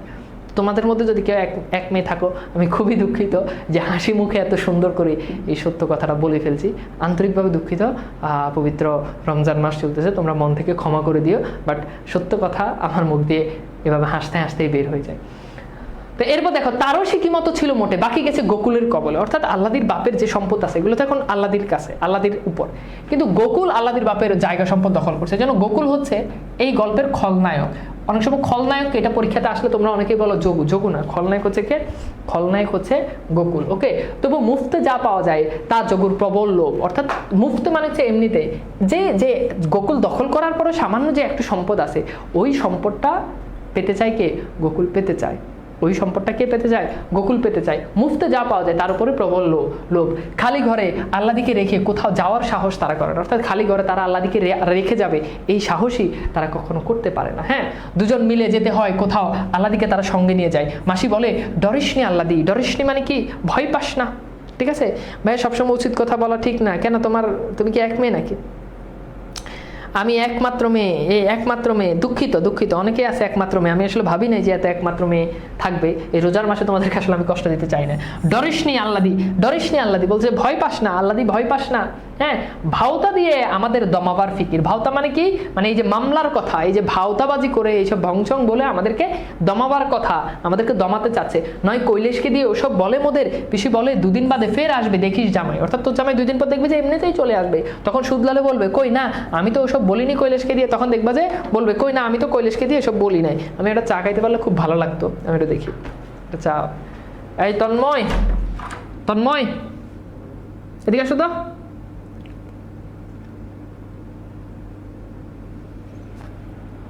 ওকে, বুঝছো? তোমরা বুঝতেছো? পড়া কি বুঝতেছো না বুঝতেছো না জানো? এই দেখো তো আছে চা পাতা আছে কিনা, 1 কাপ রং চা বানাও তো। এই হচ্ছে অবস্থা, বুঝছো? আচ্ছা, এখন চলো আমরা একটু দেখি। এরপর বলছে কি? এরপর দেখো, মাসি বলে 4 মাসে পড়লি আর কটা দিনই বা। 4 মাসে পড়লি দ্বারা কি বোঝানো হচ্ছে? যে আল্লাদি 4 মাসের গর্ভবতী। তো আল্লাদির সাথে যদিও যোগুর মনের মিল হতো না, মানে বাহিরের মিল নাই, কিন্তু ভিতরের মিল তাদের মধ্যে ছিল। অর্থাৎ যেহেতু সংসার করছে এই জন্য তোমরা অনেকেই এই জায়গাটা কনফিউজড। অনেক স্টুডেন্ট প্রশ্ন করে যে ভাই আল্লাদির সাথে তো তার সাথে তো মানে সেপারেশন হয়ে গেছে, তাহলে ভাই বাচ্চা কেন? মানে 4 মাসের গর্ভবতী কেন? তো একটা সার্টেন টাইম তো তারা সংসার করছে। হ্যাঁ, তারপরে গিয়ে হচ্ছে যখন বনিবনা হচ্ছে না তখন হচ্ছে মাসি পিসির কাছে চলে আসে। ঘটনা প্রেক্ষাপটটা আশা করি বুঝতে পারছো। আচ্ছা, এরপর দেখো, মা মাসির কাছেই রইতো। তো মেয়েরা সাধারণত যখন গর্ভবতী হয়, সন্তান সম্ভবা হয়, তখন সাধারণত ওই সময়টা দেখবা যে মেয়েরা বাপের বাড়িতে চলে আসে, মার কাছে থাকে ওই সময়টা, শ্বশুর বাড়িতে থাকে না। তো ওই কথাটাই মাসি পিসি তাকে স্মরণ করিয়ে দিয়েছে যে এই সময়টা তো এমনিতেই আমাদের কাছেই থাকতে হবে, এই সময়টা জামাই এলে বুঝিয়ে বলবো। হ্যাঁ, তারপর বলছে যে পিসি বলে ছেলের মুখ দেখে পাষাণ নরম হয়। অর্থাৎ যখন তোর ছেলে হয়ে যাবে না, তখন ছেলের মুখটা দেখলে পাষাণ মন কি হয়ে যাবে? নরম হয়ে যাবে। জানিস আল্লাদি, তোর পিসে ছিল যোগুর মতো, খোকা কোলে আসতে কি হয়ে গেল সেই মানুষ, চুপি চুপি এসে এটা খাওয়ায়, উঠতে বলি তো উঠে, বসতে বলি তো বসে। অর্থাৎ যখনই এখানে বলতেছে যে মাসি বলতেছে যে মাসির জামাই আল্লাহ এই যোগুর মতো ছিল, কিন্তু যখন তার বাচ্চা যখন হয়ে গেছে, বাচ্চা হয়ে যাওয়ার পর তখন বলতে যে আমার জামাই আমাকে এটা এসে খাওয়ায়, উঠতে বললে উঠে, বসতে বললে বসে। অর্থাৎ বাচ্চা হয়ে যাওয়ার পর অসম্ভব রকম তার কি হয়ে গেছে? পরিবর্তন হয়ে গেছে। তো বলছে যে তাকে সাহস দিচ্ছে যে তোর জামাইও এরকম কি হয়ে যাবে, পরিবর্তন হয়ে যাবে, তোর জামাই এরকম পরিবর্তন হয়ে যাবে। তখন মাসি বলে তোর মেশো ঠিক ছিল, মেশো মানে কি মাসির জামাই, তোর মেশো ঠিক ছিল, শাওরি ননদ ছিল বাঘ, অর্থাৎ শাওরি ননদ ছিল কি ভাগ, একদম ভাগ ছিল। হ্যাঁ, ওই যে বাংলা সিনেমার কি রিনা খান না মিনা খান আছে না, এরকম উঠতে বসতে কি ছ্যাঁচা খেতে, ছ্যাঁচা মানে কি মায়ের, উঠতে বসতে আমারে উদুম কেলাতো, বুঝছো, ভাবলেই বুক কাঁপে। কিন্তু জানিস আল্লাদি, মেয়েটা যেই কোলে এলো শাওরি ননদ যেন মুখে মাথায় তুলে রাখে বাঁচে। অর্থাৎ যখনই আমার মেয়ে হয়ে গেল তখন আমার শাশুড়ি ননদ এরা এত পরিবর্তন হয়ে গেছে, মনে হচ্ছে আমাকে মাথায় তুলে রাখবে। পিসি বলে তুইও যাবি, স্বামীর ঘর করবি, ডরিস নি, ডর কিসের, অর্থাৎ ভয় নাই। অর্থাৎ এখান থেকে আমরা কি জানলাম, তো এইটা দেখবা যে আমাদের ওই নানি দাদি মা খালাদের মধ্যে একটাই আছে, যদি কোনো মেয়ের সংসারে আগুন, সংসারে অশান্তি, জামাইয়ের লগে বলে না, শ্বশুর বাড়ির লগে না, তখন ওয়ান স্টপ সলিউশন। কি সলিউশন? যে বাচ্চালো, বাচ্চালো ঠিক হয়ে যাবে। জামাই খারাপ, বাচ্চালো, জামাই মদ খায়, বাচ্চালো, শ্বশুর বাড়িতে অশান্তি, বাচ্চালো। এটাই হচ্ছে একমাত্র সলিউশন। যদিও ঘটনাটা আসলে মানে ফানি হলেও ঘটনা আসলে সত্য, কারণ ওই বাচ্চা কাচ্চা হলে তখন দেখা যায় তো মেয়েরা কি করে ওই সেই পথেই আগায়। তো এটা আসলে সত্য যে বাচ্চা কাচ্চা হলে আবার দেখা যায় যে ছেলেদের জীবনে অনেক স্টেপে পরিবর্তন হয়। তার মধ্যে বিয়ে হলে একটা পরিবর্তন আসে ছেলেদের জীবনে, বিয়ে হলে একটা পরিবর্তন আসে, বাচ্চা কাচ্চা হলে মানে বাপ হয়ে গেলে তখন আর একটা পরিবর্তন। আমি এরকম অনেক ছেলে দেখছি যে বাপ হয়ে গেছে, এরপর আগে অনেক আকাম করতো, কিন্তু যখনই ছেলে হয়ে গেছে তখন ছেলের মুখের দিকে তাকায় সে ছেলে একেবারে ভালো হয়ে গেছে। এরকম অসংখ্য মানুষ আছে। আর বিয়ের পরে ছেলেদের জীবনে একটা পরিবর্তন হয়, তবে এই পরিবর্তনটা ভালো হয় খারাপ হয় সেটা ডিপেন্ড করে যে সে আসলে কাকে বিয়ে করতেছে। ছেলে যদি ভালো মেয়ে বিয়ে করে তাহলে তার জীবন জান্নাত, আর ছেলে যদি খারাপ মেয়ে বিয়ে করে তাহলে জীবন জাহান্নাম, জীবন একদম তেজপাতা বানাই দিব। মনে হচ্ছে বিয়ের আগের জীবন অনেক ভালো ছিল। এবং এমন একটা স্টেজে আসে যে ছেলে না পারে মানুষটা বলতে, মেয়েরা তো মোটামুটি মা খালার কাছে বলতে পারে, ছেলেদের এমন একটা অবস্থা হয় ছেলেরা না পারে মায়ের কাছে বলতে, না পারে বোনের কাছে বলতে, না পারে বাপের কাছে বলতে। আর প্রেম করে বিয়েগুলো তো কথাই নেই, ফ্যামিলিগতভাবে বিয়ে হয়েছে তো বউ পাগলামি করে, বউ সমস্যা আছে, ফ্যামিলিরে বলা যায়। প্রেম করে বিয়ে করার পর যখন দেখে সমস্যা তখন শেষ, নিজের কপাল নিজে খাইছে, কেউ বলতেও পারে না। তখন ওই যে আমাদের সেনাবাহিনীর প্রধানের মতো তখন বুকে কি পাথর বেঁধে রাখতে হয়, এই অবস্থা। কথা কি ভুল বলছি? ভুল বললে আমাকে বলো যে ভাই আপনার কথা সঠিক না, যদি ভুল বলি তাহলে বলো। তো এরপর বলছে পিসি বলে তুইও যাবি, স্বামীর ঘর করবি, ডরিস নি, ডর কিসের। বাড়ি ফিরে দীপ জেলে, দীপ মানে হচ্ছে বাতি, বাতি জেলে মাসি পিসি রান্না সারতে যায়। বাইরের দিন কাটলো, আল্লাদির পরিশ্রম কিছুই হয়নি। অর্থাৎ বাইরে যদি আল্লাদি সারাদিন ছিল কিন্তু কাজ সব মাসি পিসি করছে, আল্লাদির কোনো কাজ হয়নি, শুয়ে বসেই দিন কেটেছে। তবুও মাসি পিসির কোথায় সে একটু শোয়, শরীর নয় মনটা তার কেমন করছে। অর্থাৎ মাসি পিসি বলে যে একটু রেস্ট নাও, যেহেতু সে আমরা জানলাম যে আল্লাদি অলরেডি 4 মাসের গর্ভবতী, কিন্তু সে একটু ঘুমালেও তার মনটা জানে কেমন, নিজেকে ছেঁচড়া নোংরা নর্দমার মতো লাগে। অর্থাৎ আল্লাদির নিজেকে এখন ছেঁচড়া লাগে, গ্রামের মানুষজন তার দিকে খারাপ দৃষ্টিতে তাকাচ্ছে, তার জন্য মাসি পিসি এত কষ্ট করতেছে, এই জন্য তার নিজেকে ছেঁচড়া লাগে, হ্যাঁ নোংরা লাগে। মাসি পিসির আড়ালে কতজন সে থেকেও সে টের পায় কিভাবে মানুষের পর মানুষ তার দিকে তাকাচ্ছে, কতজন কতভাবে মাসি পিসির সঙ্গে আলাপ জমাচ্ছে। তরিতরকারির মতো তাকে কেনা যায় কিনা, অর্থাৎ তরিতরকারি যেমন টাকা দিয়ে কেনা যায় এভাবে আল্লাদিকে কেনা যায় কিনা, এটার জন্য গায়ের কতজন কত রকমের দর দিয়েছে মাসি পিসির কাছে। মাসি পিসিকে চিনে তারা অনেকটা চুপচাপ হয়ে গেছে। অর্থাৎ মাসি পিসিকে তারা চেনে যে মাসি পিসিকে এই প্রস্তাব দিলে কি হবে, মাসি পিসি রাজি হবে না। তারা জানে যে মাসি পিসিকে যদি এই প্রস্তাব যদি দেওয়া হয় তাহলে মাসি পিসি রাজি হবে না। হ্যাঁ, মাসি পিসিকে এই প্রস্তাব দিলে মাসি পিসি কি হবে না, রাজি হবে না। এই জন্য অনেকেই দমে গেছে যে না মাসি পিসিকে এই প্রস্তাব দিয়ে লাভ হবে না, সুতরাং আর এগুলো করে লাভ নেই। এরপর বলছি কিন্তু গোকুল হাল ছাড়েন। এই যে দেখো আমি ক্লাসের শুরুতেই বলছি গোকুলকে লাভার বয়, সে জানে যে মাসি পিসি হাল ছাড়বে না, মাসি পিসিকে টাকা দিয়ে আল্লাদিকে কেনা যাবে না, তবুও সে হাল ছাড়েনি, সে হাল ছাড়েনি, সে হাল ধরে রেখেছে। ঠিক আছে, সে কি করছে, সে হাল ধরে রাখছে, বুঝছো। আচ্ছা এবার আমরা একটু দেখি সে কিভাবে হাল ধরে রাখছে, কিভাবে সে আল্লাদিকে পেতে চায় বাংলা সিনেমা স্টাইলে। ঠিক আছে, আচ্ছা ওকে চলো। আমার কথা কিন্তু খুব বাস্তব, তোমাদের বয়স কম, তোমরা অনেকে হয়তো বুঝবে না, কিন্তু কথা বাস্তব ভাইয়া। জীবনে অনেক অভিজ্ঞতা, অনেক ছোট থেকে এগুলো দেখে আসছি, অনেক ছোট থেকে অনেক এক্সপিরিয়েন্স, অনেক কিছু নিয়ে আসছি। আমি তানভীর, আমার বয়স কম, কিন্তু আমার যে পরিমাণ অভিজ্ঞতা আছে এটা আমার বয়সে আমার থেকে আরও 4 গুণ মানুষ বেশি বয়স হলে ওই এক্সপিরিয়েন্স তার নাই, ওই এক্সপিরিয়েন্স তার নাই। সেটা তুমি ছাত্র অবস্থায় বলো, সেটা তুমি কর্মজীবনে বলো, সব জায়গাতে আমি আসছি, বুঝছো, সব জায়গাতে আমি আসছি। তো আমার অভিজ্ঞতা অনেক, কথা বুঝতে পারছো, কথা বুঝতে পারছো। তোমরা তো মাত্র ইন্টার পরীক্ষা দিবে, আমি তোমাদের বয়সে থাকতে, তোমাদের বয়সে যখন ছিলাম তখন আমি যে টাকা ইনকাম করতাম, তোমাদের বয়সে, তোমরা তো মাত্র ইন্টার পড়ো, মানে ইন্টার পরীক্ষা দিবা, তো আমি যখন তোমাদের এখন যে এইজে থাকতে আমি যে টাকা ইনকাম করতাম, ওই অ্যামাউন্টটা, ওই ফিগারটা নাই বলি, কিন্তু ওই ফিগারটা ইনকাম করতে গেলে একটা মানুষকে যে কত হাজার মানুষের সাথে মেশা লাগে সেটা আমি মিশছি, সেটা আমি বুঝছি। অনেক বাজে মানুষকে খুব কাছ থেকে দেখছি, অনেক ভালো মানুষকে খুব কাছ থেকে দেখছি। তো এই জন্য জীবনে আসলে অনেক অভিজ্ঞতা, জীবনে অনেক জায়গাতে অনেক ধোঁকা খাইছি, অনেক জায়গাতে অনেক লস হয়েছে, অনেক জায়গাতে অনেক লাভ হয়েছে, অনেক ভালো মানুষের কাছে গেছি, অনেক ভালো মানুষের কাছ থেকে অনেক কিছু শিখছি, অনেক খারাপ মানুষের কাছ থেকেও অনেক জিনিস দেখে সেখান থেকে শিক্ষা নিয়েছি। জিনিসগুলো হয়তো বলি, তোমরা অনেকে হয়তো একটা হাসির ইমোজি দিয়ে হয়তো উল্টাই দাও যে হাসির ইমোজি দিয়ে হয়তো এখানে এসে, কিন্তু জীবনের কোনো না কোনো ক্ষেত্রে গিয়ে আসলে কথাগুলো দেখবে যে সূত্র মিলে যাচ্ছে, left hand side right hand side প্রমাণিত। কথা বুঝছো? আচ্ছা, তো এরপর দেখো আমরা একটু দেখি যে মাসি পিসিকে পাগল করে তুলেছে গোকুল, অর্থাৎ গোকুল কি করছে, মাসি পিসিকে পাগল করে তুলছে। ওই যে দাও না মানে দাও না বলতে আল্লাহ দিকে দাও না, এভাবে সে কি করছে, পাগল করে তুলছে। সে টাকা দিতে চায়, মায়ের ভাড়া শব্দের অর্থ হচ্ছে মায়ের চেয়েও বেশি। ওকে, আচ্ছা, মানে মায়ের চেয়েও বেশি তার এই মাসি পিসি, অর্থাৎ এখন যেহেতু তার মা নাই, মায়ের থেকেও বেশি তার এই মাসি পিসি। কি দুর্ভোগ তার জন্য, অর্থাৎ কি দুর্ভোগ তার জন্য। হ্যাঁ, মাসি পিসি এত যন্ত্রণার জন্য দেওয়াচ্ছে।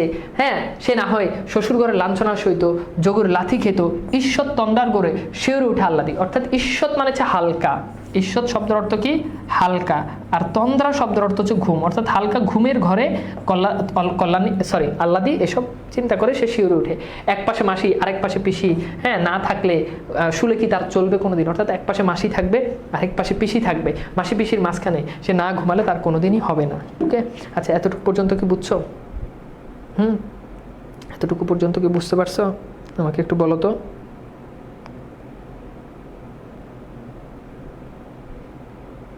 আমাকে একটু বলো তো ভাইয়া, বুঝছো কিনা? ওকে, ভেরি গুড, হোপফুলি বুঝতে পারছো। হ্যাঁ, আচ্ছা, তো এবার চলো আমরা একটু দেখি। এরপর আমরা দেখি রান্না সেরে খাবার আয়োজন করছে মাসি পিসি, অর্থাৎ মাসি পিসি অলরেডি সারাদিন কাজ কাম করে এসে তারা কি করছে, রান্নার জন্য তারা বসে গেছে। ওকে, রান্নার জন্য তারা বসে গেছে। হ্যাঁ, ঠিক আছে, রান্নার জন্য তারা কি করছে, তারা বসে গেছে। তখন রান্না রেডি, একবারে ভাত বেড়ে আল্লাদিকে ডাকবে। ভাগাভাগি করে তাদের কাজ এমন সহজে হয়েছে যে বলা বলি করার তাদের দরকার হয় না, অর্থাৎ একজন আরেকজনকে কোনো কিছু বলার দরকার হয় না। তারা এইভাবেই কাজ করেছে, দুজনে মিলে কাজ করে যেন একজন করেছে। এবার ব্যঞ্জনে নুন দেবে একথা বলতে হয় না পিসিকে, অর্থাৎ ব্যঞ্জন মানে হচ্ছে রান্না, অর্থাৎ মাসি একজন আরেকজনকে বলা লাগে না যে তুমি রান্নায় নুন দাও। একজন মানে অটোমেটিক তাদের মধ্যে বোঝাপড়াটা এমন হয়ে গেছে যে একজন আরেকজনকে এভাবে বলেই সব কাজ করা হয়ে যাচ্ছে। বলা বলি করছে তারা আল্লাদির কথা, আল্লাদির সুখ দুঃখ, আল্লাদির সমস্যা, আল্লাদির ভবিষ্যৎ। অর্থাৎ তারা যখন খাইতে বসছে, কাজ যখন শেষ, তখন তারা আল্লাদিকে নিয়ে চিন্তা করতে যে কীভাবে আল্লাদির ভবিষ্যৎ কী হবে সেটা নিয়ে। জামাই যদি আসে একটা করা কথাও তারা বলবে না, এতটুকু খোঁচা দেওয়া হবে না, উপদেশ দিতে গেলে চটবে, পুরুষ মানুষ যতই হোক এটা করা উচিত না, এবার কিছু বলা হবে না তাকে। অর্থাৎ তারা চিন্তা করতে যে এবার যদি যোগু যদি আসে, যোগুকে একটা কথাও বলবে না, জামাই এসেছে তাই আনন্দে রাখবে, ঠাই নেই এভাব দেখাবে মাসি পিসি আল্লাদিকে শিখিয়ে দিতে হবে। স্বামী এসেছে বলে যেন গদগদ হবার ভাব দেখায়। গদগদ মানে হচ্ছে খুশি, অর্থাৎ স্বামী আসছে, আল্লাদি যাতে মুখ বাঁকা করে যাতে বসে না থাকে, সে যাতে খুশি থাকে এই ভাব যাতে দেখায়। যে কদিন থাকবে জামাই সে যেন অনুভব করে সে এখানকার কর্তা, সে এখানকার সর্বেসার্বা মানে হচ্ছে সব বা প্রধান, অর্থাৎ যতদিন গোকুল আসবে সেখানে থাকবে, সে যাতে এটা ফিল করে যে সে এখানকার সব। বাইরে থেকে এমন সময় বাইরে থেকে হাঁক আসে, হাঁক মানে হচ্ছে ডাক আসে কার, কানাই চকিদার। তখন বাইরে থেকে এই যে এত রাতে কানাই চকিদার কি করে, তাদেরকে ডাক দেয়। মাসি পিসি পরস্পর মুখের দিকে তাকায়, জোরে জোরে নিঃশ্বাস পড়ে দুজনে। এই যে নিঃশ্বাস পড়ে দুজনে, দীর্ঘ নিঃশ্বাস, এটা হচ্ছে কি মানে খুব হতাশ হয়ে গেলে এই সময় রাতে কানাই চকিদার আসছে। আর কানাই চকিদার হচ্ছে গোকুলের লোক, তার মানে ডেফিনেটলি ভালো কোনো নিউজ না, খারাপ নিউজ। সারাটা রাত গেছে লড়ে সরকার বাবুর সঙ্গে বাজারে হ্যাঁ তেলা নিয়ে ঝগড়া করতে অর্ধেক জীবন শেষ। অর্থাৎ সরকার বাবু নামে একটা ক্যারেক্টার আছে, তার সাথে বাজারে খাজনা নিয়ে মাসি পিসি সারাদিন ঝগড়া করছে। এখন আবার এসে দেখেছে এটা, এখন এলো কানাই। হাঙ্গামা না এসে রাতে, হাঙ্গামা বলতে বোঝানো হচ্ছে দিনে, মানে যখন অনেক কোলাহল ছিল, দিনের বেলায় না এসে আসছে রাতে, গায়ের লোক যখন ঘুমাচ্ছে। রসুই চালার ঝাঁপ এটে মাসি পিসি বাইরে যায়, অর্থাৎ মাসি পিসি রসুই চালা মানে হচ্ছে এটাকে বলে রসুই ঘর বা পাকঘর যেটাকে বলে, ওইটার যে ঝাঁপ দরজাটা লাগিয়ে দিয়ে মাসি পিসি বাইরে আসে।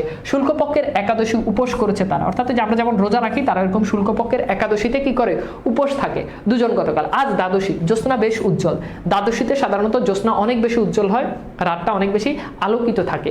কানাইয়ের সাথে গোকুলের যে 3 জন পেয়াদা এসেছে, পেয়াদা মানে হচ্ছে চামচা বলা যায় আর কি, এসেছে, তাদের মাসি পিসি চিনতে পারে। মাথায় লাল পাগড়ি আটা লোকটা তাদের অচেনা, অর্থাৎ যার মাথায় লাল পাগড়ি পরা ছিল সে তার অচেনা। কানাই বলে কাছারি বাড়ি যেতে হবে একবার মাসি, এত রাতে? পিসি বলে মরণ নেই। মাসি বলে এত রাতে কেন, কাছারি বাড়িতে আমাদেরকে যেতে হবে। এখন কাছারি বাড়ি জিনিসটা কি, তোমরা এটা অনেকে জানো না। কাছারি বাড়ি মনে হচ্ছে আগেরকার দিনে দেখবা যে এখনো অনেক বাড়িতে আছে যে বাড়ির মাঝখানে, বাড়ির সামনে একটা ঘর থাকে, ওই ঘরে সাধারণত সালিশ দরবার হয়। তো ওখানে কাছারি বাড়ি বলতে ওই জিনিসটা বোঝানো হচ্ছে যেখানে সালিশ দরবার হয়। কানাই বলে দারোগা বাবু এসেছে, বসে আছেন বাবুর সাথে। তো খেয়াল করো, দারোগা বাবু অর্থাৎ থানা থেকে দারোগা বাবু আসছে, বাবুর সাথে বসে আছেন। এই বাবু বলতে বোঝানো হচ্ছে গোকুল। তার মানে বুঝতে পারতেছো গোকুল দারোগা বাবুকে এনেছে। যেতে হবে গো একবার দিদি ঠাকুরুনটা। এখান থেকে ঢাকা ইউনিভার্সিটির প্রশ্ন আসছে যে কানাই চৌকিদার মাসি পিসিকে কি বলে সম্বোধন করে। উত্তর হচ্ছে দিদি ঠাকুরুনরা। উত্তর হচ্ছে কি, দিদি ঠাকুরুনরা। তাকে দিদি ঠাকুরুনরা বলে কি করে, সম্বোধন করে।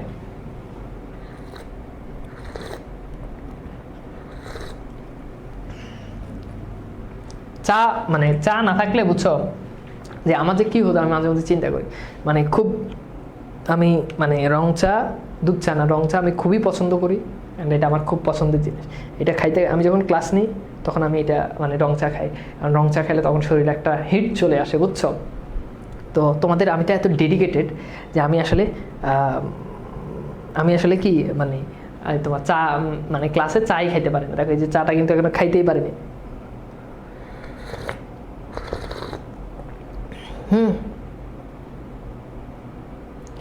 ভাই বাংলা বাস 4.0-তে সেম বাবু বুঝাইছেন, মোটামুটি ক্লিয়ার। তারপরও ক্লাসটা কি জানি লিখছে, তারপরও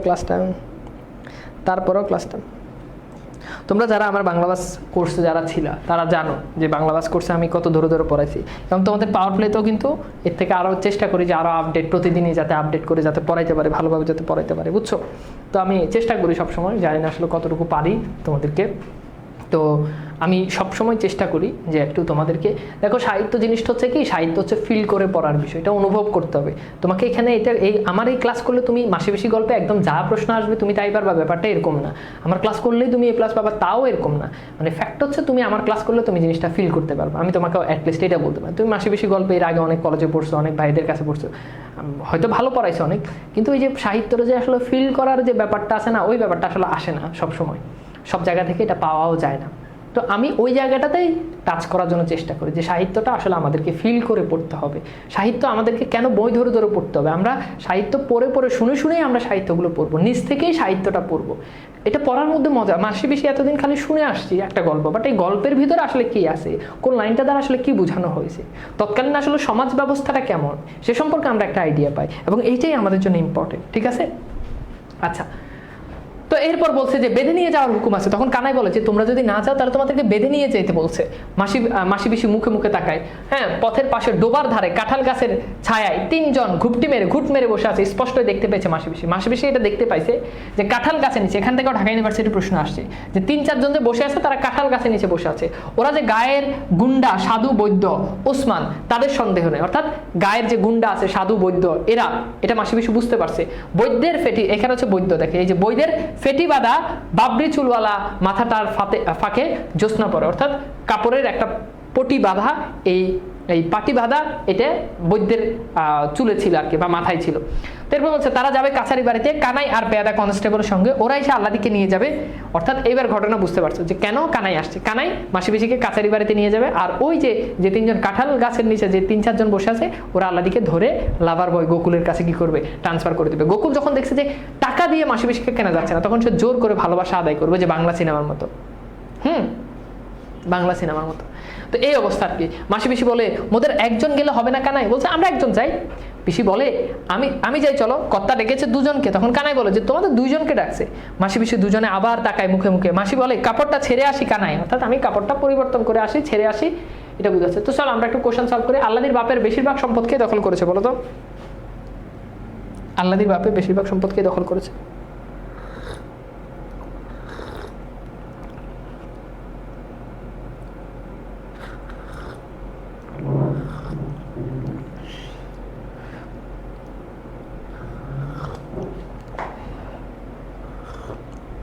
তাহলে এটার উত্তর কি হবে বলো তো?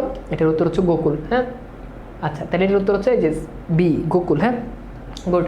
এরপর আসলে আমরা একটু দেখি রান্না সেরে খাওয়ার আয়োজনের সময় বাইরে থেকে কার হাঁক আসে। এগুলো খুবই নর্মাল এমসিকিউ, বাট পরীক্ষাতে এগুলো আসলেই আমরা আসলে এলোমেলো করে ফেলি। হ্যাঁ,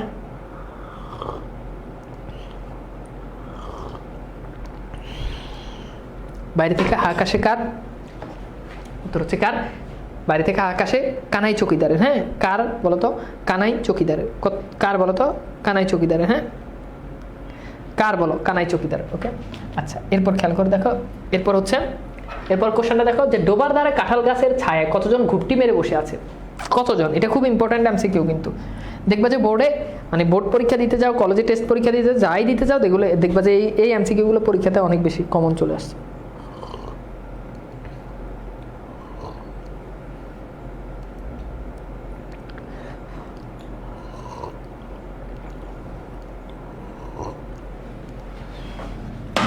তাহলে উত্তর হচ্ছে কি ৩-৪ জন। হ্যাঁ, ৩-৪ জন।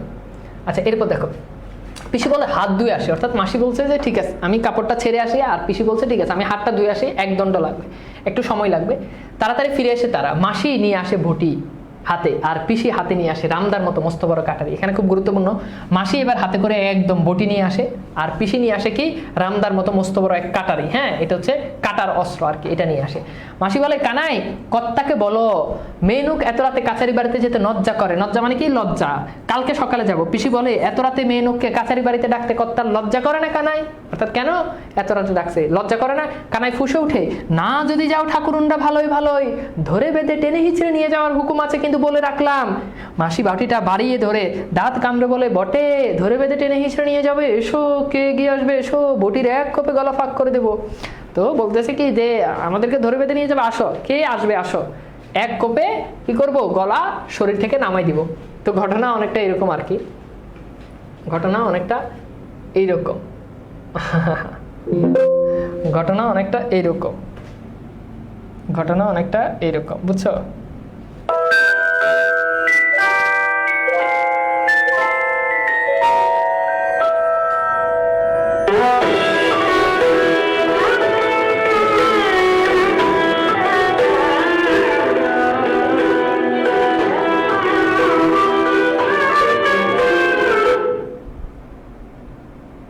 আমি নিজে বানাইছি। ওকে, তো এরপর দেখো আমরা এরপর যাই, তো আমরা একটা কোশ্চেন সলভ করি, যে কোশ্চেন সলভ করি। কোশ্চেনটা হচ্ছে যে পিসি ঘর থেকে কি নিয়ে, বলো তো, পিসি ঘর থেকে কি নিয়ে ফিরে আসে? দেখো এখানে খুব গুরুত্বপূর্ণ যে মাসি কি নিয়ে আসে, পিসি কি নিয়ে আসে। ওকে, কোশ্চেনগুলো সলভ করো দ্রুত।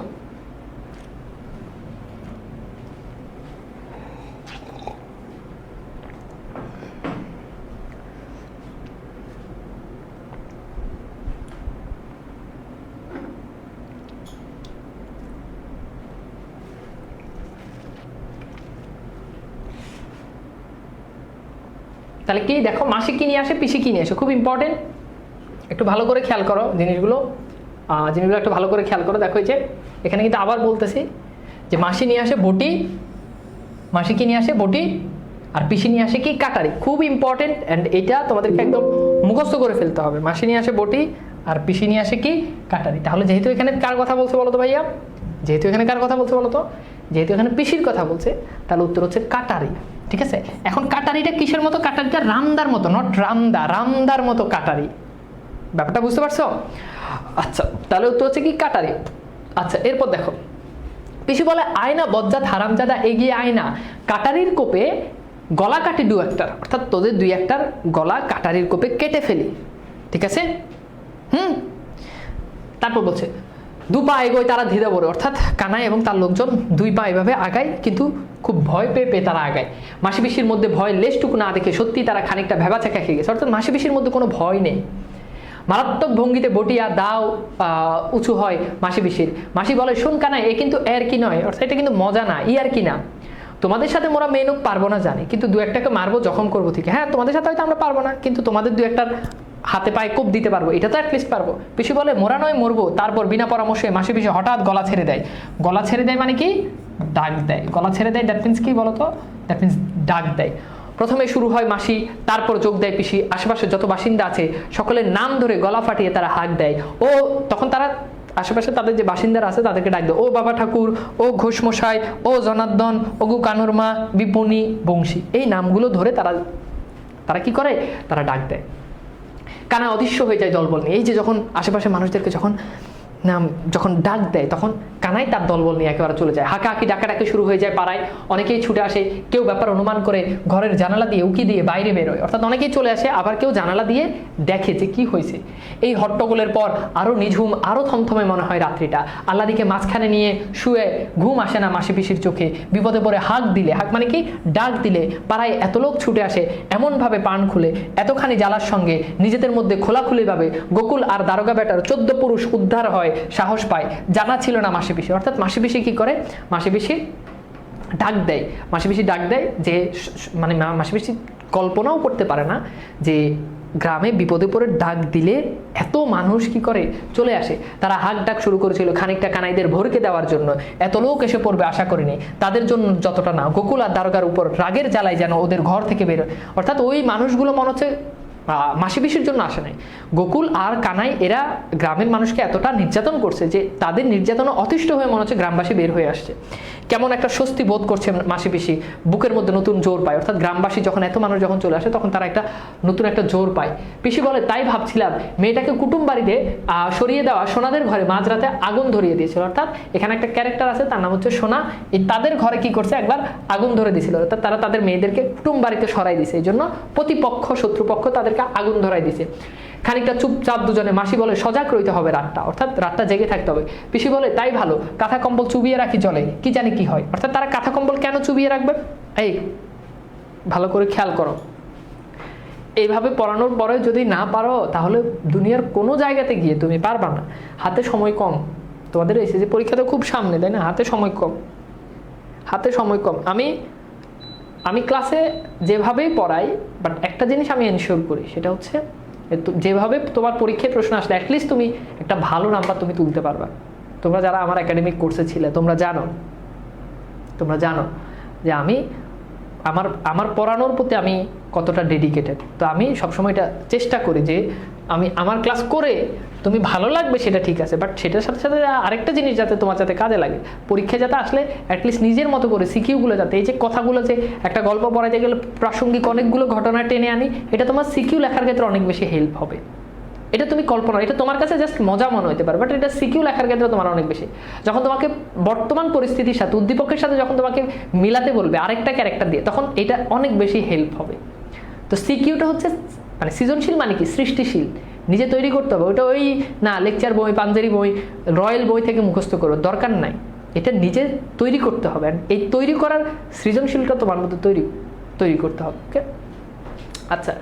তো এরপর দেখো, আস্তে চুপি চুপি তারা কথা কয়, আল্লাদির ঘুম না ভাঙে, অতি সদর্পে তারা বিছানা থেকে উঠে। আল্লাদির বাপের আমলে গরুটা নেই, গামলাটা আছে, অর্থাৎ যে গরুর খাবার দেয় না বড়, ওইটা আছে, গরু নাই কিন্তু গরুর গামলাটা আছে।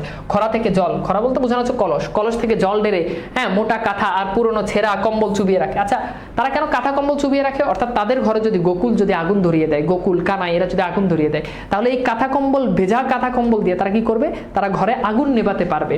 হ্যাঁ, চালায় আগুন ধরে উঠতে ঘোড়ায় চাপ দিয়ে নেভানো যাতে সহজ হয়। অর্থাৎ ঘরের চালে আগুন উঠতে না উঠতে যাতে ওই কাঁথা কম্বল দিয়ে তারা চাপ দিয়ে আগুনটা যাতে কি করতে পারে, নেভাতে পারে। তাদের মনে একটা ভয় কাজ করতেছে। খরা আর হাঁড়ি কলসিতে আরো জল এনে রাখে ডোবা থেকে। ডোবা তো বুঝোই, ওই যে ঘরের পাশে যে ইয়েগুলো থাকে, পুকুর টাইপের আর কি, এখান থেকে তারা কলস বা হাঁড়ি এগুলোতে তারা পানি এনে রাখে, যাতে আগুন যদি ধরাই দেয় গোকুলরা, তারা সেটা যাতে প্রোটেক্ট করতে পারে। বটি আর দা রাখে হাতের কাছে, অর্থাৎ তাদেরকেও আক্রমণ থেকে, অন্যরা শত্রুপক্ষ যারা, তাদেরকে সব রকম আক্রমণ থেকে রক্ষা করার জন্য তারা কি করে, হাতের কাছে বটি আর তারা দা রাখে। যুদ্ধের আয়োজন করে তৈরি হয়ে মাসি পিসি, অর্থাৎ মাসি পিসি এই গল্পে একটা বুদ্ধিদীপ্ত তাদের একটা প্রতিবাদ তাদের মধ্যে দেখা যায়, যে তারা কি করে, তারা এটাকে একেবারে হাতের কাছে সব কিছু অস্ত্রশস্ত্র নিয়ে থাকে, তারা যে শত্রুপক্ষ থেকে নিজেকে কিভাবে আটক করে, মানে প্রোটেক্ট করতে পারে। এই জন্য এটাকে বলছে যে যুদ্ধের আয়োজন। মাসি পিসি গল্পটা শেষ হয়েছে মাসি পিসির বুদ্ধিদীপ্ত যুদ্ধের আয়োজনের মধ্য দিয়ে মূলত এটা শেষ হয়। এখন দেখো, আমি যে তোমাদেরকে যে পড়াইলাম, এই পড়ানোটা আচ্ছা আমরা একটু দেখি, হ্যাঁ এই যে পড়াইলাম এই পড়ানোটা আমরা একটু বোর্ডের কোশ্চেন সলভ করি, তাহলে তোমরা বুঝতে পারবা যে আসলে ভাইয়া যা পড়াইছে সেটা আসলে কোশ্চেন আসলে আসে কিনা। তো দেখো এখানে কোশ্চেনটা আসছে দিনাজপুর বোর্ড 2024, মাসিপিসি গল্পে তাদের সংগ্রামী জীবনের নিচের কোন কাজটির সাথে সম্পৃক্ত ছিল না? বলতো কোন কাজটির সাথে সম্পৃক্ত ছিল না? একটা খুবই কষ্টের কথা তোমাদেরকে একটু বলি। তো আমরা মানে তোমাদেরকে না আসলে সব কিছু ঠিক আছে ভাইয়া পুরোটা পড়ার শখ আমার, পড়াইলাম তোমাদের পাঠ্যবইতে যা আছে সবই পড়াইলাম, প্রত্যেক লাইন বাই লাইন পড়াইলাম। আমি কখনোই দেখো বিলাসী বলো অপরিচিতা বলো অনেক জায়গাতে অনেকে কি করে যে ওগুলো সামারি পড়ায়, মানে পুরো গল্পটা রিডিং পড়ায় না, কিন্তু আমি কখনোই এই কাজটা করি না। হ্যাঁ নাটক উপন্যাসের ক্ষেত্রে আলাদা, নাটক উপন্যাস চাইলেও রিডিং পড়ানো যায় না, এটা তো পড়াইতে গেলেই এই নাটকের উপরেই 10-12টা ক্লাস লাগবে, তাই না, যদি রিডিং পড়াইতে যাই। তো সেটা আমি ওইভাবেই ক্যাপচার করে দেবো তোমাদেরকে। তো বাট গল্প যত বড় গল্পই হোক আমি সেটা পড়াই, এইচএসসি লেভেলের স্টুডেন্টকে আমি সেটা পড়াই, এইচএসসি লেভেলের স্টুডেন্টদেরকে আমি সেটা আমার জায়গা থেকে আমি সর্বোচ্চ চেষ্টা করি। হ্যাঁ আচ্ছা তাহলে দেখো এই কোশ্চেনের আনসার কি হবে বলো তো ভাইয়া? এই কোশ্চেনের আনসার হচ্ছে তারা এই যে অন্যের বাসায় কাজ করে এটা তারা করেনি।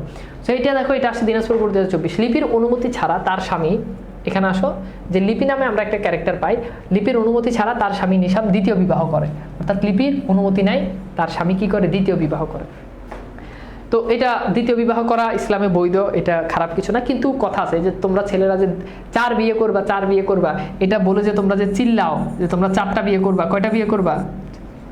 আমাদের ছেলেরা এখন একটা দুনিয়ার কোনো হাদিস জানুক আর না জানুক একখান খুব ভালো করে জানে যে 4 বিয়ে নাকি সুন্নত। তো 4 বিয়ে ভালো কথা, 4 বিয়ে করবা, এখন 4 বিয়ে করতে গেলে পরের বউ তো অনুমতি নেওয়া লাগবে। ধরো তুমি এক্স নামে একজনকে বিয়ে করছো, এখন তুমি যদি ওয়াই নামে আরেকজনকে বিয়ে করতে যাও তো এক্স এর অনুমতি নিয়ে ওয়াইকে বিয়ে করতে হবে। আবার যদি তুমি জেডকে বিয়ে করতে যাও তাহলে এক্স ওয়াই এই দুইজনের অনুমতি নিয়ে তুমি জেডকে বিয়ে করতে হবে। এই অনুমতি নাইলে কিন্তু বিয়ে কিন্তু আবার হবে না। আর এই যে যত গর্জে তত বর্ষে না, তোমরা যে এই যে সাইড বিয়ে করে লাফাও, অত সহজ না, অত সোজা অত সহজ না, অত সহজ না। ইফতারি করার পর কয় ঘন্টা পরে এই যে মাঝখানে যে 1-1.5 ঘন্টা যে সময় থাকে এই 1 ঘন্টা পর ইফতারি খাওয়ার পরে তোমরা শুয়ে যাও, বিছনার সাথে মিশে যাও, আর তোমরা করবে 4 বিয়ে, তোমরা করবে 4 বিয়ে। রোজা থেকে এই আল্লাহর দেওয়া ফজর থেকে মাগরিব পর্যন্ত অন্তত 4-5 ঘন্টা তো পড়া যায়, 4-5 ঘন্টা পড়তে পারো, 1 ঘন্টাও পড়তে পারো না, তোমরা হাঁপাই যাও। এই ধৈর্য তোমাদের নাই, তোমরা করবে 4 বিয়ে। তারাবির নামাজ পড়তে গেলে কোনো রকম এশার নামাজটা পড়ে চলে আসো, 20 টাকার তারাবি বাদ দাও, 8 টাকাতেই তোমরা পড়তে পারো না, তোমরা করবে 4 বিয়ে। তা এত লাফাইও না, বুঝছো? তো এখানে আমরা দেখলাম যে লিপির অনুমতি ছাড়া তার স্বামী নিশাম দ্বিতীয় বিবাহ করে। এই ঘটনায় লিপি প্রতিবাদ করলে নিশাম তাকে শারীরিক নির্যাতন করে। লিপি বাধ্য হয়ে বাপের বাড়িতে চলে এলে নিশাম তার নামে 10 লক্ষ টাকা স্বর্ণ অলংকার চুরির মামলা দিয়ে দেয়। এটা কিছু হইলো? তুই বিয়ে করছস, তোর বড় তুই মারলি, আবার মামলাও দিয়ে দিলি। আচ্ছা যাই, ঘটনা এখানেই শেষ না। তো আমরা একটু দেখি যে উদ্দীপকের নিশাম মাসিপিসি গল্পের কোন ক্যারেক্টারের সাথে সম্পর্কিত, বলো তো, বলো বলো।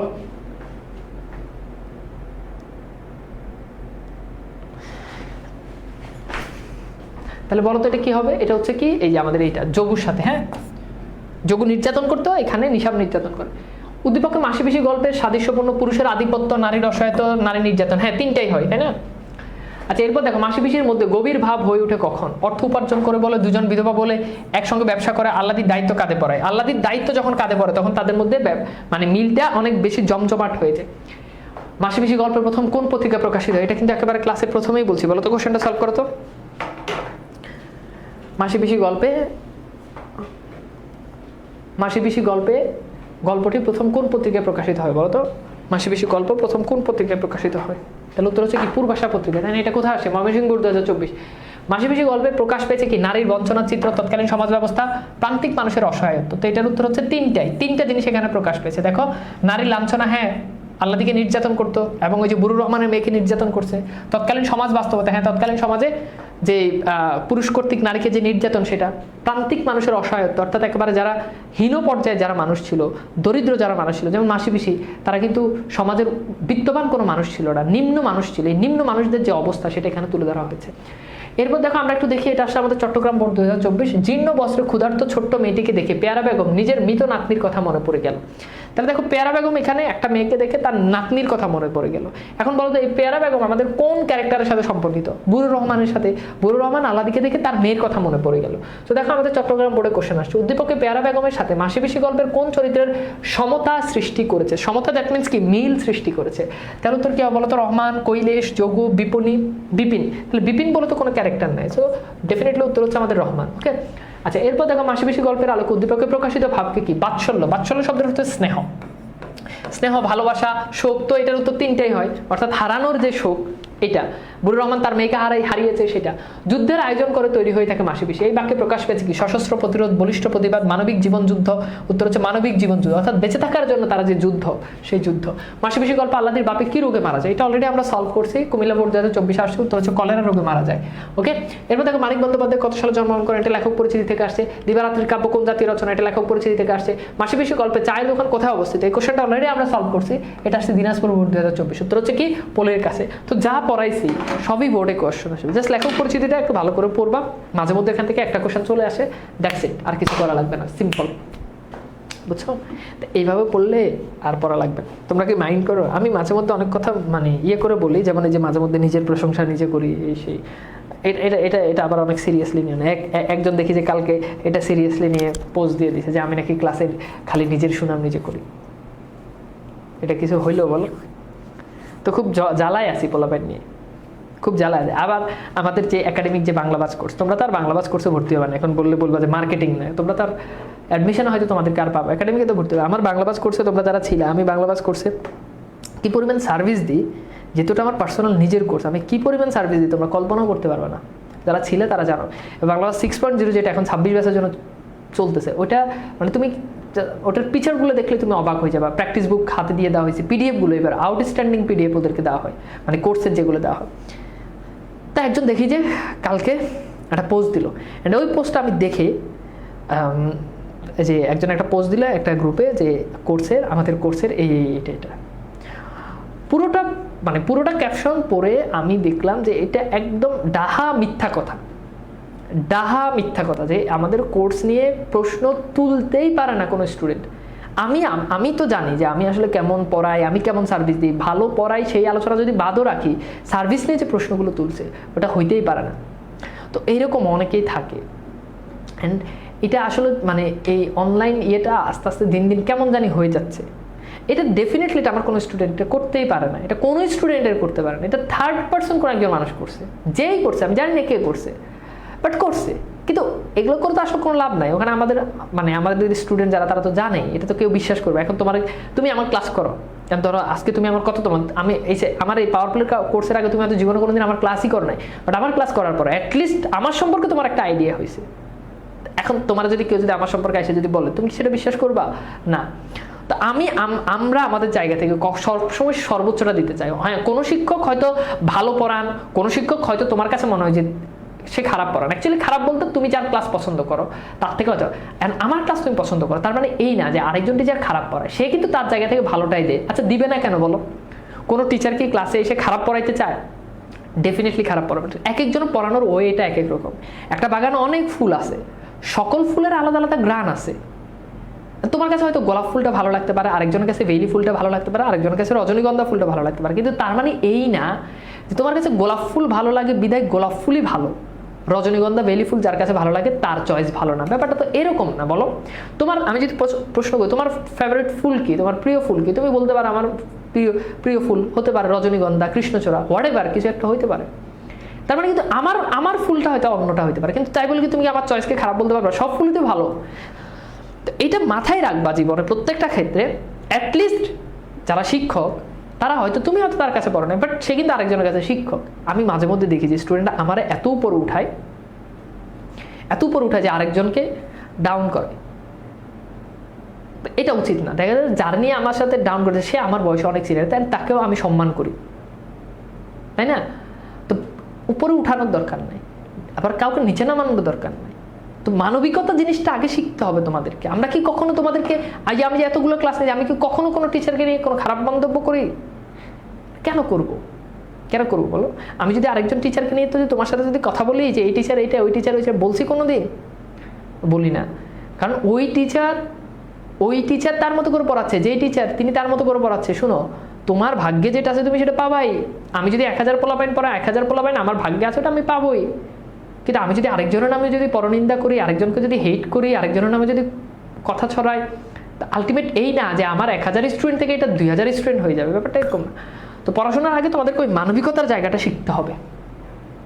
এটা খুব গুরুত্বপূর্ণ বিষয়। মানবিকতা তোমার মধ্যে থাকতে হবে, তোমার মধ্যে থাকবে। ওই যে ফুলের যে উদাহরণটা দিলাম না, এই উদাহরণটা মনে রাখো, এই উদাহরণটা মনে রাখো। জীবনে এইগুলো ভালো করে ফলো করবা। অনেকে কি করে, কোর্স পাইরেসি করে, ক্লাস ইউটিউবে চলে যায়। কেন? তুমি ক্লাস ইউটিউবে দিয়ে তোমার কি লাভটা হয়েছে তুমি আমার বলো? তুমি তো টিচারদের বদদোয়া নিতেছো। আমি তো একজন না, আমার ক্লাস আমি জানি আমার এই ক্লাসটা সাজাইতে আমার কত সময় লাগছে। তোমার কাছে মনে হতে পারে এটা 1.5 ঘন্টার একটা ক্লাস, বাট এই 1.5 ঘন্টা ক্লাসের জন্য আমার পুরো লাইফের, আমার এই জীবনের আমি একটা সময় এটার পিছনে দিয়ে দিছি। আমি যে পড়াইলাম একটা গল্প, এত উদাহরণ, এত কাহিনী করে, এত ভংচং করে, এত রং মিশাই পড়াইলাম, এটার জন্য তো আমার লাইফে একটা বিশাল অংশ চলে গেছে। আমি যখন দেখতেছি ওই বিশাল অংশ আমার লাইফে, আমি রাত দিন না খাইটা আমি এই ক্লাস হয়তো এখন নিতেছি, হয়তো এই ক্লাসের দাম তুমি যদি হিসাব করো অনেক টাকা কোর্সের পার্সেন্টেজ হিসাবে, বাট এই ক্লাসটা কিন্তু আমি শুরু করছি 80 টাকা দিয়ে। আমি ক্লাসটা শুরু করছি যখন, তখন আমি 80 টাকা দিয়ে ক্লাস নিতাম। ওই যে 80 টাকা দিয়ে যে ক্লাস নিলাম, সেখান থেকে আমি অনেক কিছু পড়ছি। আমি দেখছি আমার স্টুডেন্টরা কি প্রশ্ন করে, কিভাবে পড়াইলে তাদেরকে সহজে বোঝানো যায়। আমি সেভাবে বুঝাইতে আজকের ক্লাসে এই জায়গায় আসছি। সেই জিনিসটা আমি যখন দেখি যে কেউ ফ্রিতে দিয়ে দিছে, তখন আমার মনে একটা কষ্ট লাগে। সেই কষ্টে আমি কি আল্লাহর কাছে দোয়া করে বলা লাগবো, নফল নামাজ করে বলা লাগবো যে আল্লাহ যে এই ক্লাসে এই করছে, আল্লাহ যে এই স্টুডেন্ট টাকা ছাড়া ক্লাস করছে আমার না জানে, আল্লাহ তুমি তারা ধ্বংস করে দাও, এটা বলবো?